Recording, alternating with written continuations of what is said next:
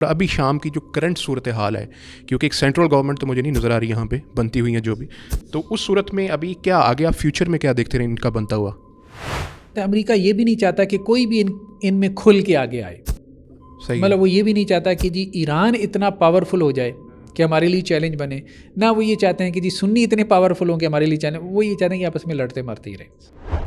وہ یہ کہ جو سرزمین شام ہے اس کی فضیلت صحیح حدیث میں کیا آئی ہے؟ سب سے پہلے تو آپ یہ گائیڈ کر دیں، کیونکہ یہ ایک جو ایریا ہے، کیا اس سے مراد صرف یہ جو شام کا ملک آج ہے یہی ہے، یا جو لیونٹ کا جو پورا ایریا ہے کیا یہ اس کے اندر بھی شامل ہے؟ وہ تو انتظار کر رہے ہیں نا. ہمارے یہاں تو چلے سنیوں میں پھر دو ہیں کہ یار مطلب مہدی نہیں آنا ہے تو بس آنا ہے. تو اب وہ ایسی ہے نا کہ کچھ لوگ جب دجال کے اوپر بہت زیادہ گفتگو کرتے ہیں نا تو سنیوں میں یہ کریٹیسزم پیدا ہو جاتا ہے کہ یار دجال پتہ نہیں آنا چاہتا ہے کہ نہیں، تم نکالنا ضرور چاہتے. تو ہمارے یہاں تو ذرا کھلا ڈولا. ان کے یہاں تو یہ ہے کہ وہ پوری شیعہ ورلڈ انتظار میں بیٹھے.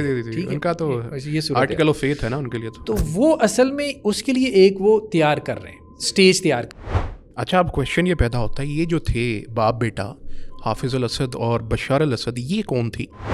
یہ سنن ابی داؤد کی روایت ہے. دمشق کے مشرق میں سفید منارے کے پاس عیسیٰ علیہ السلام اتریں گے، پس وہ اس کو یعنی دجال کو باب لد کے پاس پائیں گے اور اس کا کام تمام کریں گے. اچھا، یہ نصیری ہی فرقہ ہے جن کا یہ بھی کہا جاتا ہے کہ سیدنا علی کی الوہیت کا بھی دعویٰ ان کے؟ بسم اللہ الرحمن الرحیم. السلام علیکم ورحمۃ اللہ وبرکاتہ. میں آپ کا ہوسٹ ڈاکٹر عمر فاروق سعید ریشنل ریفلیکشنز کے ایک اور ایپیسوڈ کے ساتھ آپ کی خدمت میں حاضر ہوں. حالیہ دنوں میں سرزمین شام کی جو صورتحال ہے وہ انتہائی دلچسپ ہے.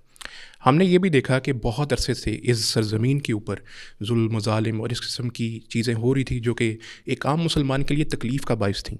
لیکن ہم نے دیکھا کہ نومبر کے آخر سے 26 سے 27 نومبر سے لے کر اب تک کے لیے جب تک آپ یہ ویڈیو دیکھ رہے ہیں، بہت سی ایسی چیزیں رونما ہو چکی ہیں جن کے بارے میں ہمیں ایکسپرٹ اوپینین اور ایک ایسی رائے جو کہ بالکل معتدل ہو دینی اعتبار سے بھی اور سیاسی اعتبار سے بھی، وہ بہت ضروری ہے. اسی سلسلے میں ہم نے اسٹوڈیو میں دعوت دی جناب ڈاکٹر زبیر صاحب کو. سب سے پہلے تو بہت شکریہ اسٹوڈیو میں آنے کے لیے. اور آج کا چونکہ ہمارا موضوع بہت اہم ہے، میں آپ سے شروعات میں بیک گراؤنڈ سے شروع کرنا چاہوں گا، کیونکہ باقی جو معاملات ہیں اس کی نوعیت تھوڑی سیاسی ہے، لیکن شروع میں جو ایک دو دینی چیزیں بہت اہم ہے جاننے کے لیے، وہ یہ کہ جو سرزمین شام ہے اس کی فضیلت صحیح حدیث میں کیا آئی ہے؟ سب سے پہلے تو آپ یہ گائیڈ کر دیں، کیونکہ یہ ایک جو ایریا ہے، کیا اس سے مراد صرف یہ جو شام کا ملک آج ہے یہی ہے، یا جو لیونٹ کا جو پورا ایریا ہے کیا یہ اس کے اندر بھی شامل ہے؟ جی بسم اللہ الرحمن الرحیم. دیکھیں، شام کا لفظ جب احادیث میں بولا جاتا ہے تو اس سے مراد جو ہے وہ بلاد شام ہوتا ہے، جسے آپ نے کہا دی لیونٹ، ہاں جو اصطلاح ہے. صحیح.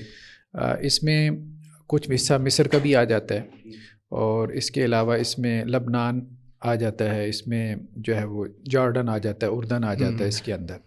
سیریا کا ایک بڑا حصہ اس میں آ جاتا ہے شام کا. پھر سعودی عرب کا بھی حصہ اس میں آتا ہے، عراق کا بھی حصہ آتا ہے. تو یہ سارا جو ہے وہ بلاد شام کہلاتا تھا.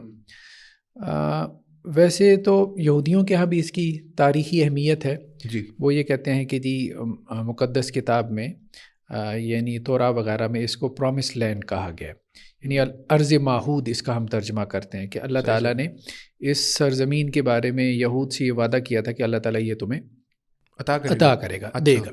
تو مرکز اس کا آپ کہہ سکتے ہیں کہ فلسطین ہے، لیکن نہیں، مطلب مرکز اس کے دو ہیں بیسیکلی اگر ہم روایات کو سامنے رکھیں. فلسطین بھی اس میں شامل ہے کہ نہیں ہے؟ فلسطین بھی اس میں شامل ہے. ہاں، فلسطین بھی اس میں پورا علاقہ جو اسرائیل کے پاس بھی ہے، اور جو وہ بھی ٹھیک. مرکز اس کے دو ہیں، مطلب جو ہمیں سمجھ میں آتے ہیں احادیث کی روشنی میں. دماسکس بھی، دمشق بھی، ٹھیک ہے، کیونکہ دمشق کا تذکرہ بھی حدیث میں آ گیا، بائی نیم آیا. اور دوسرا جو ہے وہ ارض مقدسہ یعنی بیت المقدس بھی. تو یہ دونوں اس پورے علاقے کے مرکز ہیں، دو بڑے آپ کہہ لیں. یہ اس وقت بھی یہ سینٹر جو ہے وہ موجود تھے، تو ان کے اعتبار سے احادیث کا جو ہے وہ ہمیں ذکر ملتا ہے. اب جہاں تک اس میں روایات ہیں، ایک تو روایت جس کو علامہ البانی نے صحیح کہا ہے کہ آپ صلی اللہ علیہ وسلم فرمائے شام کے لیے خوشخبری ہو. تو صحابہ نے پوچھا اللہ کے رسول کس وجہ سے شام کے لیے خوشخبری؟ تو آپ نے فرمایا کہ رحمان کے فرشتوں نے اپنے پر جو ہے وہ شام کے اوپر پھیلائی ہوئی ہیں. اچھا، قرآن کا انداز بھی یہ ہے کہ یہ وہ ارض مقدس ہے کہ اللہ تعالیٰ نے اس کے ارد گرد کو بابرکت بنایا ہوا ہے. سورہ بنی اسرائیل کی شروع کی آیات اگر ہم تلاوت کریں تو اس کو بابرکت سرزمین تو کہا گیا، وہ تو قرآن نے بھی کہہ دیا. اور پھر نبیوں کی سرزمین بھی ہے، اس میں کوئی شک نہیں ہے. حضرت ابراہیم علیہ السلام کا جو ہے وہ دار ہجرت ہے، بڑے بڑے انبیاء وہاں پر رہے، ایک سینٹر رہا ہے. بلکہ ابن تیمیہ علیہ الرحمہ نے ایک اور بڑی بات کہی ہے. انہوں نے کہا کہ دنیا کی جو ابتدا ہے نا، یعنی مبدا اور معاد، الفا اور اومیگا، ابتدا کے بارے میں اگر آپ تاریخ اور ہسٹری اٹھا کے دیکھیں تو وہ ایسے لگتا ہے کہ مرکز جو ہے وہ بیت اللہ ہے. آدم علیہ السلام آئے، پھر اس کے بعد حضرت ابراہیم علیہ السلام سے پھر اللہ کے رسول صلی اللہ علیہ وسلم، تو سینٹر یہی رہا، مذہبی مرکز جو ہے اللہ تعالیٰ کی دین اسلام کا. لیکن جو انتہا ہونے والی ہے، یعنی اینڈ آف ٹائم کی جب آپ بات کریں تو یہ مرکز شفٹ ہوگا شام میں، سیریا میں. اچھا، یا بلاد شام کہنا چاہیے، سیریا بھی نہ کہیں، دی لیونٹ میں. تو اب جیسے حضرت عیسیٰ علیہ السلام کا جو نزول ہونا ہے، ہاں وہ تو واضح روایت ہے کہ دمشق میں. ہاں اچھا، کچھ لوگوں نے یہ بھی سمجھ لیا، غلط فہمی پیدا ہو گئی کہ وہ کہنے لگے کہ جی یہ جو عموی مسجد ہے اس کے منارے کے اوپر جو ہے وہ حضرت عیسیٰ علیہ السلام کا نزول ہونا ہے. تو وہاں تو کوئی سفید منارہ ہے کوئی نہیں، مسجد کا تذکرہ نہیں ہے حدیث کے اندر. حدیث کے جو الفاظ ہیں نا، اگر میں نے کہیں یہاں نوٹ کی تھی اپنے پاس نوٹس میں، ہاں یہ سنن ابی داؤد کی روایت ہے. دمشق کے مشرق میں سفید منارے کے پاس عیسیٰ علیہ السلام اتریں گے، پس وہ اس کو یعنی دجال کو باب لد کے پاس پائیں گے اور اس کا کام تمام کریں گے. یعنی اترنا تو ان کا، اور دمشق میں مشرق میں یہ منارہ موجود ہے. اچھا، یہ کچھ روایت میں ایسا بھی آتا ہے کہ اس وقت فجر کی اذان یا نماز ہونے لگی ہوگی اور امام مہدی جو ہے اس کو لیڈ کر رہے ہیں. بعض روایتوں میں یہ بھی آتا ہے. نہیں، مہدی کا لفظ نہیں ہے. اچھا، اس میں کیا ہے؟ صحیح مسلم کے الفاظ ہیں کہ ان کا جو امیر ہوگا، جو لیڈر ہوگا.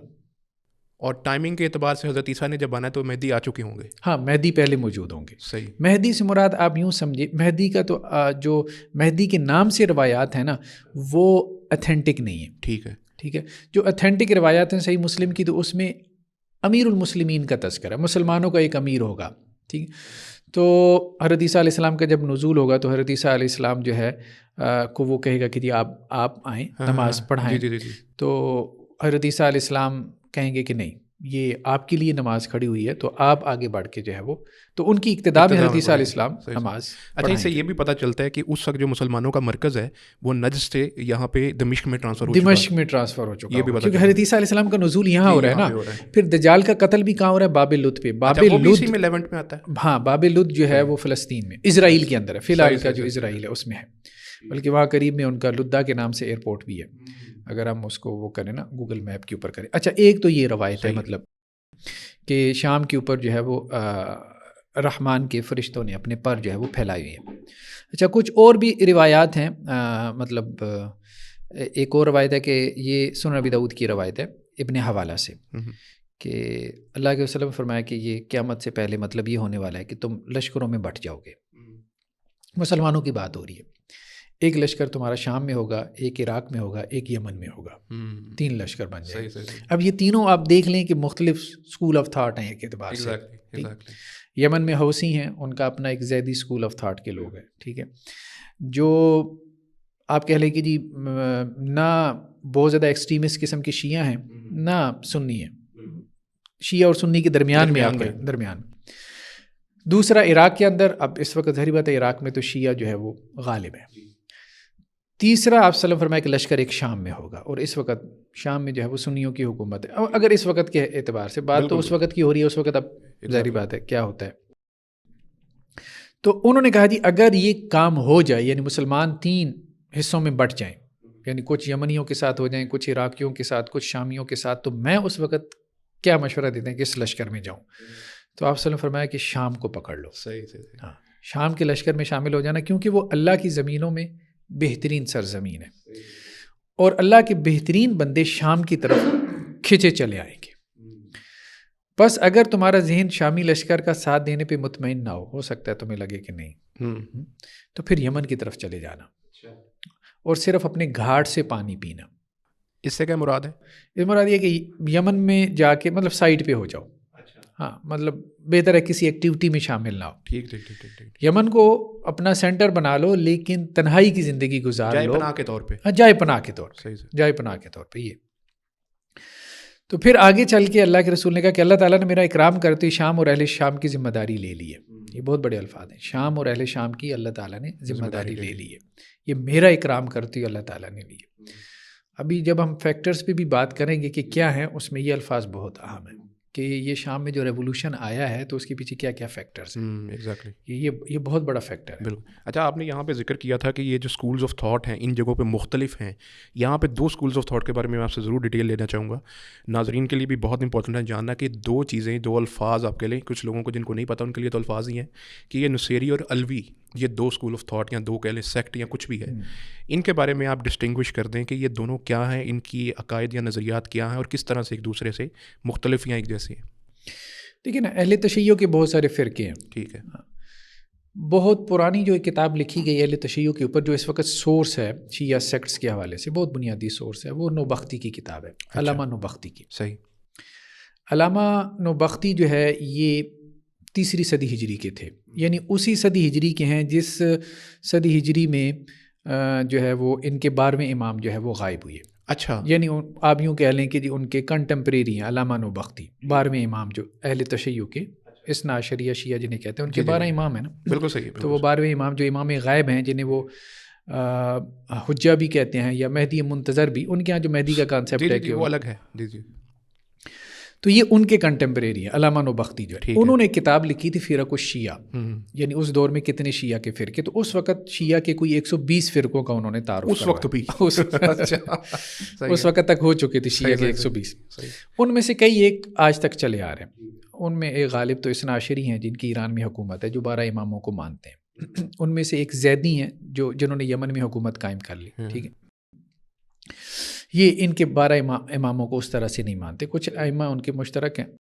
یہ جو شام کے اندر جو غالب رہے نا، یہ نصیری فرقہ کہلاتا ہے. نصیری بھی، اور ان کو بعض نے نمیری بھی کہا ہے. اچھا. اس کا جو فاؤنڈر تھا اس کا نام تھا ابو شعیب محمد بن نصیر. تو آگے نمیر بھی لگتا تھا، تو اس وجہ سے جو ہے وہ ان نمیر، تو اسی سے نمیری بھی ان کو کہہ دیتے. ٹھیک ٹھیک. یہ جو تھا نا، یہ شخص یہ ان کے جو آپ کہہ لیں کہ جی لاسٹ 3 ائمہ ہیں، آخری 3 ائمہ، یہ ان کا کنٹمپریری تھا. مطلب ان کی مجلس میں جاتا تھا، ان کا فالوور تھا. یہ جو محمد بن، جس کی ہم بات کر رہے ہیں، نصیر، ہاں محمد بن نصیر کی بات کریں. اچھا، یہ میں نے ایسا کیا کہ کیونکہ اب یہ بہت مسئلے پیدا ہو رہے ہیں نا کہ جی یہ جو آپ معلومات دے رہے ہیں یہ اتھینٹک ہے کہ نہیں ہے. علویون کی اپنی ایک ویب سائٹ ہے ان کی. اچھا. نصیریوں کی اپنی ایک. اچھا. مطلب شام کے جو نصیری تھے، انہوں نے اپنا تعارف کروانے کے لیے وہ یہ کہتے تھے کہ جی ہمارے خلاف پروپیگنڈا بڑا ہو رہا ہے. اچھا، شام سے آپریٹ ہو رہی ہے یہ ویب سائٹ. ہاں. اچھا. علویون.net. ٹھیک ہے. یہ مطلب ہاں اس وقت اس پہ انہوں نے شام کے جتنے بھی علماء تھے پھر ان کے فتاویٰ بھی دیے، جو نصیری ان کے بڑے علماء تھے اہل تشیع کے، کہ جی ہم کون ہیں، ہمارے عقائد کیا ہے، ہمارا منہج کیا ہے، بجائے اس کے کہ دوسرے ہمیں ڈیفائن کریں. بہت ساری جگہوں پہ نظر آتا ہے کہ انہوں نے تکیہ کیا ہے، ہم اس میں ابھی نہیں جاتے. لیکن ایک چیز جو آپ کو مین پیج پہ مطلب ابھی ہم آپ کو دکھا رہے ہیں، ایک منٹ میں اس کو ذرا بڑا کر لوں. یہ کہہ رہے ہیں کہ جی کسی نے سوال کیا کہ جی ابو شعیب محمد بن نصیر کے بارے میں آپ کا کیا عقیدہ ہے. تو انہوں نے کہا جی ایک تو وہ رضوان اللہ علیہ، ٹھیک ہے، ہاں، اور دوسرا انہوں نے یہ بات کہی کہ وہ جو تھے نا، وآثر ثلاث من الائمہ، 3 ائمہ کے جو ہے وہ معاصر تھے، یعنی ان کے صحابی تھے. صحیح ہے. 3 ائمہ میں ایک محمد الجواد، ٹھیک ہے، اور اس کے بعد علی الہادی، اور پھر اس کے بعد 11ویں جو ان کے امام تھے حسن عسکری. ٹھیک. ان 3 کے وہ معاصر تھے. پھر وہو ایضا ممن شاہد علی امام مہدی کو بھی، 12ویں امام کو بھی انہوں نے دیکھا. اچھا. ان کو بھی انہوں نے دیکھا. مطلب گویا کہ 4 ائمہ کے وہ صحابی ہو گئے. اس اعتبار سے ان کا رتبہ جو ہے وہ بڑا ہے. پھر اس کے بعد وہ لمبی چوڑی ہے. مطلب یہ اصل میں کہتے کیا تھے؟ یہ کہتے ہیں کہ جی یہ محمد بن نصیر ہے نا، اس نے یہ دعویٰ کیا کہ جی میں باب ہوں، دروازہ ہوں. اچھا. اس وجہ سے ان کا نام ایک اور پڑ گیا بابیہ. اچھا، جو بابیاں وہ یہ ہیں؟ ہاں، بابیہ بھی جو ہے یہ بابیہ سے آگے. صحیح ہے. یہ بابیہ یہی فرقہ ہے. ٹھیک ہے. ٹھیک ہے. یہ کہتا تھا کہ جی وہ جو 12ویں امام غائب ہو گئے ہیں نا، اب ان تک پہنچنے کے لیے جو دروازہ ہے وہ میں ہوں. اچھا، اثنا عشریہ میں یہ تھا کہ وہ جو امام صاحب تھے نا، ان تک وہ ظاہری بات ہے وہ جب بچپن میں ہی غائب ہو گئے، لیکن کچھ عرصے کے لیے ان کی جو غیبوبت تھی وہ غیبوبت صغریٰ تھی.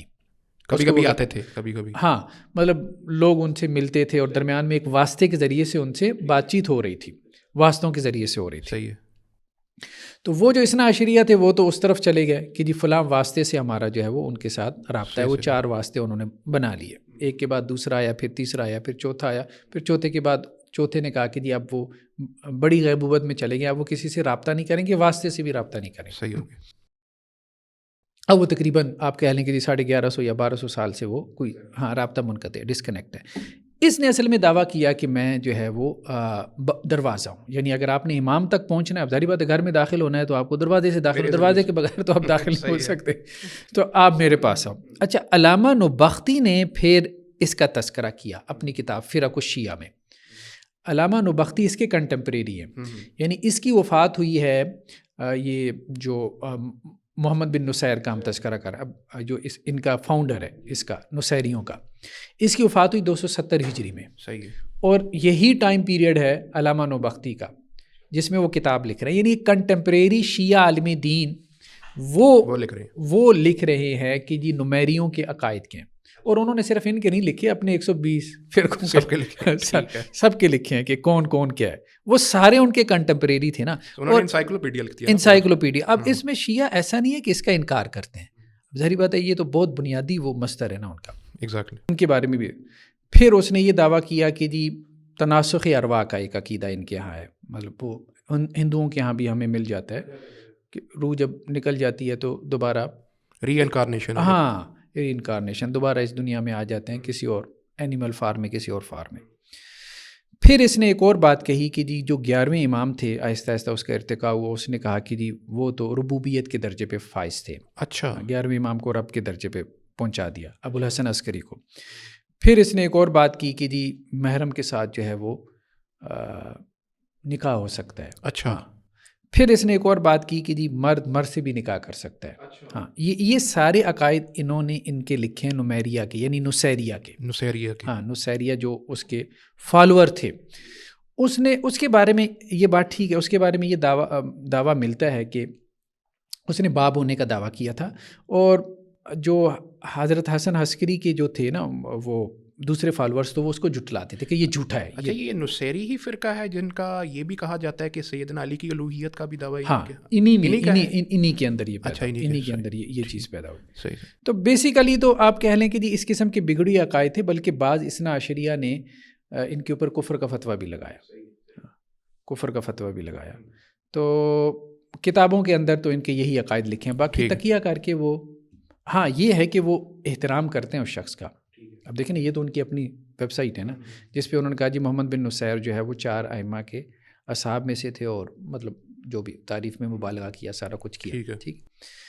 اب وہی محمد بن نصیر کو اگر آپ دیکھیں اثنا عشریہ کے پوائنٹ آف ویو سے، اثنا عشریہ جو ایران میں ہیں یا پاکستان میں ہیں، کہ محمد بن نصیر کے بارے میں کیا کہتے ہیں، تو اب ظاہری بات ہے تو وہ تو کہتے ہیں کہ یہ سارا جھوٹا شخص تھا، کذاب تھا. مطلب اس کو تو امام صاحب نے باب نہیں بنایا، ٹھیک ہے، تو اس نے جھوٹا دعویٰ کر دیا کہ جی وہ امام تک پہنچنے کا رستہ ہے، یہ وہ فلاں دس اینڈ دیٹ، اپنی اہمیت جتلانے کے لیے. تو ایک کذاب آدمی ہے، مطلب اثنا عشریہ کے نزدیک بھی یہ شخص ایک کذاب ہے، اور ان کے نزدیک وہ کم از کم اتنا ہے کہ ایک صحابی کے درجے پر ہے. باقی بہت سارے عقائد وہ اس کو اس طرح سے اوپنلی بیان نہیں کرتے، یہ بات درست ہے. اس کی ریزن تھی. اچھا، ریزن یہ تھی کہ انہوں نے وہاں شام کے کانسٹیٹیوشن میں بھی نا امینڈمنٹ یہ کروائی کہ شام کے کانسٹیٹیوشن میں یہ بات تھی کہ جو شام کا آپ کہہ لیں پریزیڈنٹ یا جو بھی پرائم منسٹر ہے، اس کے لیے جو ہے وہ مسلمان ہونا ضروری ہے. اب یہ علوی یا نصیری ایسے تھے کہ جن کو اثنا عشریہ بھی مسلمان نہیں مان رہے تھے، یعنی ان کے بھی فتوے مل جاتے تھے کہ یار یہ تو ہم سے بھی فارغ ہیں، ٹھیک ہے، سنیوں نے تو ویسے ہی ان کو فارغ کیا ہوتا ہے. اب ان کے لیے وہاں پہ مسئلہ پیدا ہوا، تو پھر انہوں نے وہاں پہ اجتماعی فتاویٰ جو ہے وہ جاری کروائے، جو ان کی ویب سائٹ پہ بھی آپ کو مل جاتے ہیں کہ ہم ایسے نہیں ہیں، یہ ہمارے اوپر یہ دس اینڈ دیٹ، ٹھیک ہے. تو بلکہ بعض فتاویٰ میں تو انہوں نے یہ بھی کہا کہ ہم شیعہ بھی نہیں ہیں. اچھا، ہاں، یہ بھی کہہ دیا. مطلب یہ ہے کہ وہ جو ایک سنی ایک ریئیکشن پیدا ہو سکتا تھا ان کے خلاف، ٹھیک ہے، اس ریئیکشن کو آپ کہہ لیں کہ جی وہ کیٹر کرنے کے لیے انہوں نے شیعہ سے بھی اپنی ڈس ایسوسیشن جو ہے وہ ظاہر کر دی. اور باقی نہیں یہ نہیں کیا کہ جی بالکل ائمہ کا انکار کر دیا یہ وہ نہیں. انہوں نے یہاں پہ جو اپنے اس ویب سائٹ پہ عقائد بیان کیے ہیں نا, اس میں انہوں نے کہا جی امامت ہمارے بنیادی عقائد میں سے ہے.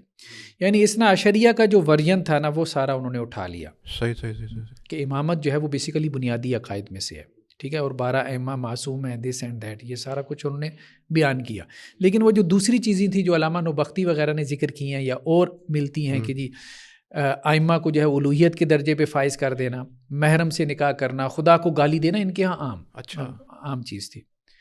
باقی اس کو ہم دیکھیں گے جیسے وہ بعض پارٹی تھی, بعض پارٹی کا بھی تقریباً اسی قسم کا نقطہ نظر تھا. اچھا, یہ جو علوی ہیں یہ بھی سیم ہے, نصیری اور علوی میں فرق ہے؟ ہاں, ہمارے یہاں علوی سے مراد جو ہے نا وہ حضرت علی کی اولاد لی جاتی ہے, یہاں سب کانٹیننٹ بر صغیر پاک و ہند, صحیح ہے, جن کا نسب حضرت علی سے چلتا ہے تو ان کو عام طور پہ علوی کہہ دیتے ہیں. عام طور پہ جو غیر فاطمی اولاد ہے حضرت علی رضی اللہ عنہ سے, حضرت فاطمہ کے علاوہ جو انہوں نے شادیاں کی تھی وہ علوی.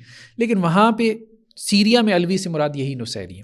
انہوں نے نام بھی پھر چینج کیا نا, یہ نصیری سے علوی اس لیے چینج کیا تھا کہ ہم جو ہیں وہ حضرت علی کے ساتھ بس صرف ہماری نسبت ہے, اس نسبت سے ہم علوی کہلاتے ہیں. مطلب تو کنٹروورسی کو ختم کرنا تھا, کنٹروورسی کو ختم کرنے کے لیے یہ سارا انہوں نے کیا. بیسیکلی یہ نصیری اور نمیری کہلاتے تھے, ٹھیک ہے. نصیری اور نمیری کہلانے کے بعد انہوں نے نام بھی چینج کیا, اور پھر جب الاخوان المسلمون نے, چونکہ وہ وہاں پہ ایک اسٹرانگ پارٹی تھی, یہ بعض پارٹی کے طور پہ اوپر آ گئے تھے, جو حافظ الاسد تھے بشار الاسد کے والد, تو اس وقت جو ہے وہ یہ سوال پیدا کیا الاخوان المسلمون کے لوگوں نے, جو آپ کہہ لیں ایک طرح سے اپوزیشن میں بھی تھے.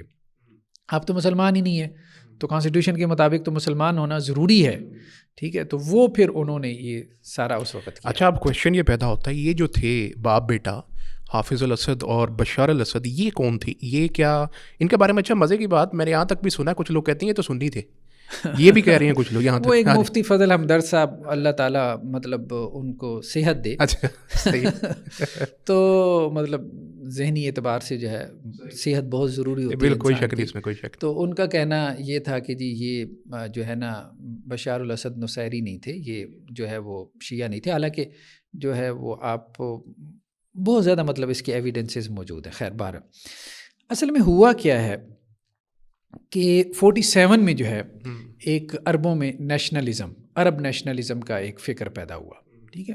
اور یہ وہ دور تھا جب فلاسفیز پوری دنیا کو متاثر کر رہی تھی. فرسٹ ورلڈ وار ہوئی, سیکنڈ ورلڈ وار ہوئی, اس کے پیچھے فلاسفیز تھی, ٹھیک ہے. ہٹلر آیا, وہ پیچھے فلاسفی کی وجہ سے آیا, نیتشے کی فلاسفی سے دنیا متاثر ہوئی, یہ دس اینڈ دیٹ. تو یہاں پہ بھی عرب میں بھی اس کا ویسٹرن جو فکر جو فلسفہ تھا اس کا اثر یہاں پہ بھی آ رہا تھا. یہاں پہ بھی نیشنلزم کی بات ہونا شروع ہو گئی. اب وہ نیشنلزم کا جو فکر تھا وہ عرب کنٹریز میں آیا, عراق میں آیا صدام کی صورت میں, ٹھیک ہے. عرب نیشنلزم, صدام نے اس کو پروموٹ کیا. تو وہ بیسیکلی باس پارٹی کہلاتی تھی, ان کو باس پارٹی کہتے تھے. عراق کے اندر بھی تھی, مصر میں بھی یہ جو ہے وہ آیا, ٹھیک ہے. جمال عبد الناصر جو ہے اس کے بارے میں کہا جاتا ہے کہ وہ نیشنلسٹ تھا, عرب نیشنلسٹ تھا. اور پھر شام کے اندر بھی آیا. شام کے اندر یہ جو فکر تھی نا, یہ 3 لوگوں نے پیش کی 47 میں. 47 میں جو ہے ایک تو عیسائی تھا, وہ بھی مفکر تھا, مطلب پولیٹیکل تھنکر تھا, اس کا نام میشل افلک جو ہے وہ ہمیں ملتا ہے. دوسرے ایک سنی مفکر تھے, یہ تو بہت معروف ہے, صلاح الدین بیتار. ان دونوں نے مل کے جو ہے وہ باس پارٹی کی بنیاد رکھی, ٹھیک ہے. تیسرا ایک بندہ ان میں علوی تھا, اچھا, اس کی بھی جو ہے وہ ملتی تھی, اس کا نام ذکی ارسوزی ملتا ہے. لیکن وہ شروع کی اجلاس وغیرہ میں شامل نہیں رہا, وہ فلاسفر تھا, پولیٹیکل تھنکر تھا, ویسے لنگوسٹکس, تو وہ ویسے متفق تھا, اس کے فالوورز آ جاتے تھے. تو کہا جاتا ہے یہ 3 لوگ تھے, ایک عیسائی مفکر تھا میشل افلک, دوسرا سنی مفکر تھا صلاح الدین بیتار, اور تیسرا ذکی ارسوزی تھا. انہوں نے 47 میں باس پارٹی کی آپ ایک طرح سے کہ بنیاد رکھی. پھر وہ پارٹیاں بنتی رہیں, بگڑتی رہیں, آگے پیچھے ان کے الائنسز ہوتے رہے, نام بدلتے رہے, وہ ایک لمبی چوڑی ہے. 63 میں جو ہے وہ باس پارٹی نے کیا کیا کہ شام کے اوپر قبضہ کر لیا. مطلب آپ کے ایک طرح سے ریولوشن آ گیا کہ جی ہم عرب نیشنلزم لانا چاہتے ہیں. اس سے پہلے تو اب ظاہری بات ہے جس طرح سے حکومتیں چل رہی تھی سو چل رہی تھی, اس حکومت کو ختم کر کے انہوں نے بیسیکلی یہ سوشلسٹ بھی تھے, نیشنلسٹ بھی تھے اور سوشلسٹ, اچھا سوشلسٹ بھی, سوشلسٹ کمیونسٹ بھی تھے. اب اس کے بعد چونکہ حافظ الاسد وغیرہ یہ بھی اس کا حصہ تھے, ٹھیک ہے. اب دیکھیں نا 3 سنی بھی اس میں آ رہے ہیں, علوی بھی ہیں اور عیسائی بھی ہیں, ورائٹی تھی, ڈائیورسٹی تھی. تو ایک نقطے پہ یہ متفق تھے اور وہ تھا کہ جی سوشلزم کمیونزم ہونا چاہیے، اور دوسرا جو ہے وہ ہم اس میں مطلب اپنا نیشنلزم ہونا چاہیے. اگر ہم عربوں کو آگے بڑھانا ہے تو عربوں کی جو عصبیت ہے اس کو آپ اجاگر کریں، عرب ہونے کی بنیاد پہ ہم اکٹھے ہوں. حافظ الاسد کو انہوں نے ایئر چیف بنا دیا. ٹھیک ہے، یہ وہ چونکہ ملٹری میں تھا تو اس کو ایئر چیف لگا دیا. یہ 63 کا پہلا ریولوشن تھا. 66 میں حافظ الاسد بھی درمیان میں ایکٹیو تھا، کچھ اور لوگ بھی ایکٹیو تھے، تو ان کی آپس میں بنتی نہیں تھی. خود ان میں بعض پارٹی میں گروپنگ ہو گئی. اس گروپنگ کے نتیجے میں 3 سال بعد ایک اور ریولوشن آیا. جو ریولوشن لے کے آئے ان میں حافظ الاسد بھی شامل تھا. ٹھیک ہے، وہ جیت گئے، مطلب قابض آ گئے. تو اپنے ہی کچھ لوگوں کو انہوں نے سائڈ پہ کر دیا. اب اس کے بعد جو ہے مطلب اس میں کہا جاتا ہے کہ یہ جو 2 بنیادی لوگ تھے نا، میشل افلک اور صلاح الدین بیتار، جنہوں نے بعض پارٹی کی بنیاد رکھی، ان کو سائڈ پہ کر دیا گیا. صحیح. ٹھیک ہے. اب اس میں 2 قسم کے فیکٹر تھے. ایک تو یہ حافظ الاسد کے جو آپ کہہ لیں علوی تھے، یہ باقی رہ گئے. دوسرا جو ہے وہ جمال عبد الناصر جو مصر والا تھا، اس سے متاثر کچھ لوگ تھے، نیشنلزم. ٹھیک ہے، تو یہ 2 لوگ، ایک سنی فیکٹر تھا، ایک علوی فیکٹر تھا. تو یہ 66 میں انقلاب آیا. ٹھیک ہے، اور وہ انہوں نے ان لوگوں کو فارغ کر کے اپنا وہ کر لیا، اقتدار کے اوپر قبضہ کر لیا. اب اس کے بعد جو ہے وہ یہ وزیر دفاع بن گیا اسد جو ہے 66 کے انقلاب کے بعد. یعنی 63 کا پہلا تھا، 66 کا دوسرا. پھر 70 میں کیا کیا، حافظ الاسد نے ایک تیسرا جو ہے وہ انقلاب لے کے آیا. اچھا، ایک ریولوشن. صحیح ہے. اور اس میں صرف علوی اوپر آ گئے. لیکن اگر ہم سیریا کی ڈیموگرافک دیکھیں تو وہ تو سنی میجورٹی ملک ہے. ہاں، تو یہ کیسے آ رہے ہیں بار بار، یہ غالب کیسے آ رہی ہیں ان کے اوپر سیاسی طور کے اوپر؟ دیکھیں اصل میں تو یہ سارا کام ہوا ہے آپ کہہ لیں سیکولرزم کی بنیاد پہ. اچھا، صحیح ہے. یعنی پولیٹیکل پارٹی کا جو بعض پارٹی کا نعرہ کیا تھا، سیکولر ہیں، اور سیکولرزم کا مطلب ہوتا ہے مذہب سے ہمارا کوئی تعلق نہیں. بالکل. اس بات کو سمجھیں. پاکستان کے بھی حالات میں اب آپ دیکھیں، مثال کے طور پہ شیعہ فیملیز ہیں ہماری پالیٹکس میں. ٹھیک ہے، سنی ان کو ووٹ دیتے ہیں. کیونکہ وہ شیعہ مذہب کا نام نہیں لیتے، سامنے نہیں لیتے نا. زرداری فیملی آپ دیکھ لیں، شیعہ فیملی ہے. اب پی ٹی آئی میں دیکھیں کتنے شیعہ ہیں، doctor Sherry Mazari, this and لمبی جو ابھی محسن نقوی صاحب مثال کے عالیہ مثال. اب یہ کیا کرتے ہیں یہ لوگ، یہ جب پالیٹکس میں آتے ہیں نا تو تب اپنے مذہب کی بات نہیں کرتے. ٹھیک ہے، پیچھے اپنے مذہب والوں کو فائدہ پہنچاتے ہیں. ٹھیک ہے، وہ تو بیک دی ڈور تو وہ کام کرتے ہیں، لیکن سامنے رہ کے اپنا چہرہ سیکولر رکھتے ہیں، کیونکہ انہیں پتہ ہے کہ جہاں منارٹی میں ہیں تو وہاں سیکولرزم کے نعرے سے ہم اوپر آ سکتے ہیں، ویسے نہیں آ سکتے. تو وہ جو ان کا بعض پارٹی کا نعرہ تھا سوشلزم کمیونزم کا اور نیشنلزم کا، اب یہ نعرہ ایسا تھا کہ یہ مذہبی نعرہ تو تھا نہیں. تو اب وہ حافظ الاسد نے ایک اور کام بھی کیا نا، اس نے کیا کیا کہ نیشنلزم کی بنیاد پہ ٹریننگ شروع کر دی وہاں پہ. اچھا. اور یہ افکار پھیلانے شروع کر دیا اپنا. وہ اب نے دیکھا ہوگا ابھی بشار الاسد کی بھی فوٹو، جو وہ کچھے کے اندر جو ہے ادھر ادھر، تو وہ پھر اپنا پورا کہ ہم سیکولر ہیں، ہمارا مذہب کے ساتھ کوئی واسطہ نہیں ہے. تو عام آدمی کو وہ اس طرح سے مطمئن کرتے ہیں. اس سے ہوتا کیا ہے کہ ایک بڑی سنی میجورٹی جو سیکولر ذہن کی ہوتی ہے یا لبرل ذہن کی ہوتی ہے، یا اب آپ کہیں کہ برائے نام سنی ہوتے ہیں، تو وہ ان کو ایک آڈینس مل جاتی ہے. بالکل صحیح. ٹھیک. تو وہ اس طرح سے ہوا کہ وہ خاموش ہو گئے، یا انہوں نے کہا چلو یار آ رہے ہیں سیکولر لوگ آ رہے ہیں، ہمیں کیا فرق پڑتا ہے. ٹھیک. لیکن ہوا یہ کہ جب وہ 70 میں اوپر آ گئے تو اس کے بعد انہوں نے پھر اپنا چہرہ دکھانا شروع کر دیا. تو یہ بہینی یہاں پاکستان میں بھی ہو سکتا ہے. اچھا، یہ جو سنی پرسیکیوشن شام میں ہوئی تھی، یہ حافظ الاسد کے ہی زمانے سے ہوئی تھی یا یہ بشار الاسد نے یہ کام شروع کیا؟ نہیں، یہ تو حافظ الاسد کے زمانے میں ہی شروع ہو گئی تھی. مطلب 70 میں تو خیر وہ اقتدار میں آ گئے نا، ظاہر بات ہے لوگوں نے ایک طرح سے ایکسیپٹ کر لیا. وہ شروع میں تو یہی سمجھا گیا کہ جی ایک سوشلسٹ، ایک نیشنلسٹ حکومت ہے، ٹھیک ہے، یہ دس اینڈ دیٹ سارا کچھ. لیکن آہستہ آہستہ انہوں نے کیا کیا، ان کو بھی یہ پتا تھا کہ میں منارٹی میں ہوں، تو انہوں نے علویوں کو جو ہے وہ آرمی میں، سیکیورٹی فورسز میں، اسٹیبلشمنٹ میں ان کو آگے لانا شروع کر دیا، سنیوں کو پیچھے کرنا شروع کر دیا. ٹھیک ہے. اب جیسے اب آپ دیکھیں کہ انڈیا میں اب مسلمانوں کو آگے نہیں آنے دیں گے، مطلب جتنی اچھی جابس ہوں گی تو ظاہری بات ہے وہاں وہ چاہیں گے کہ ہندو اوپر آئیں. تو انہوں نے اسٹیٹ یا ریاست کو تو انہوں نے یہی کام کیا، اور یہ ان کی ایک مجبوری بھی تھی. اب ظاہری بات ہے وہ کب تک چلتا، لوگوں کو تو نظر آ رہا ہے. وہ آہستہ آہستہ جو ہے وہ ایک ریزسٹنس پیدا ہونا شروع ہو گئی. پھر وہ وقفے سے جس طرح سے وہ انتخابات کروا کے دوبارہ سلیکٹ ہو رہے تھے، تو وہ ظاہری بات ہے کہ وہ پہلے سے طے شدہ انتخابات ہوتے تھے، تو دوسری جو پارٹیز تھیں وہ اس چیز کو محسوس کر رہی تھی. تو وہاں ریزسٹنس آئی، خاص طور پہ الاخوان المسلمون. دکتور مصطفیٰ سبائی جو شام میں تھے، انہوں نے بہت بڑے، خاص طور پہ سننا کے حوالے سے ان کا کافی کام ہے، بہت بڑے عالم دین ہیں، طالع اخوان کے شام کے اندر سیریا میں رہنما بھی تھے. تو وہ اپوزیشن جو ہے نا وہ وہاں پہ کافی ٹف ٹائم دیا ان کو اپنا انہوں نے.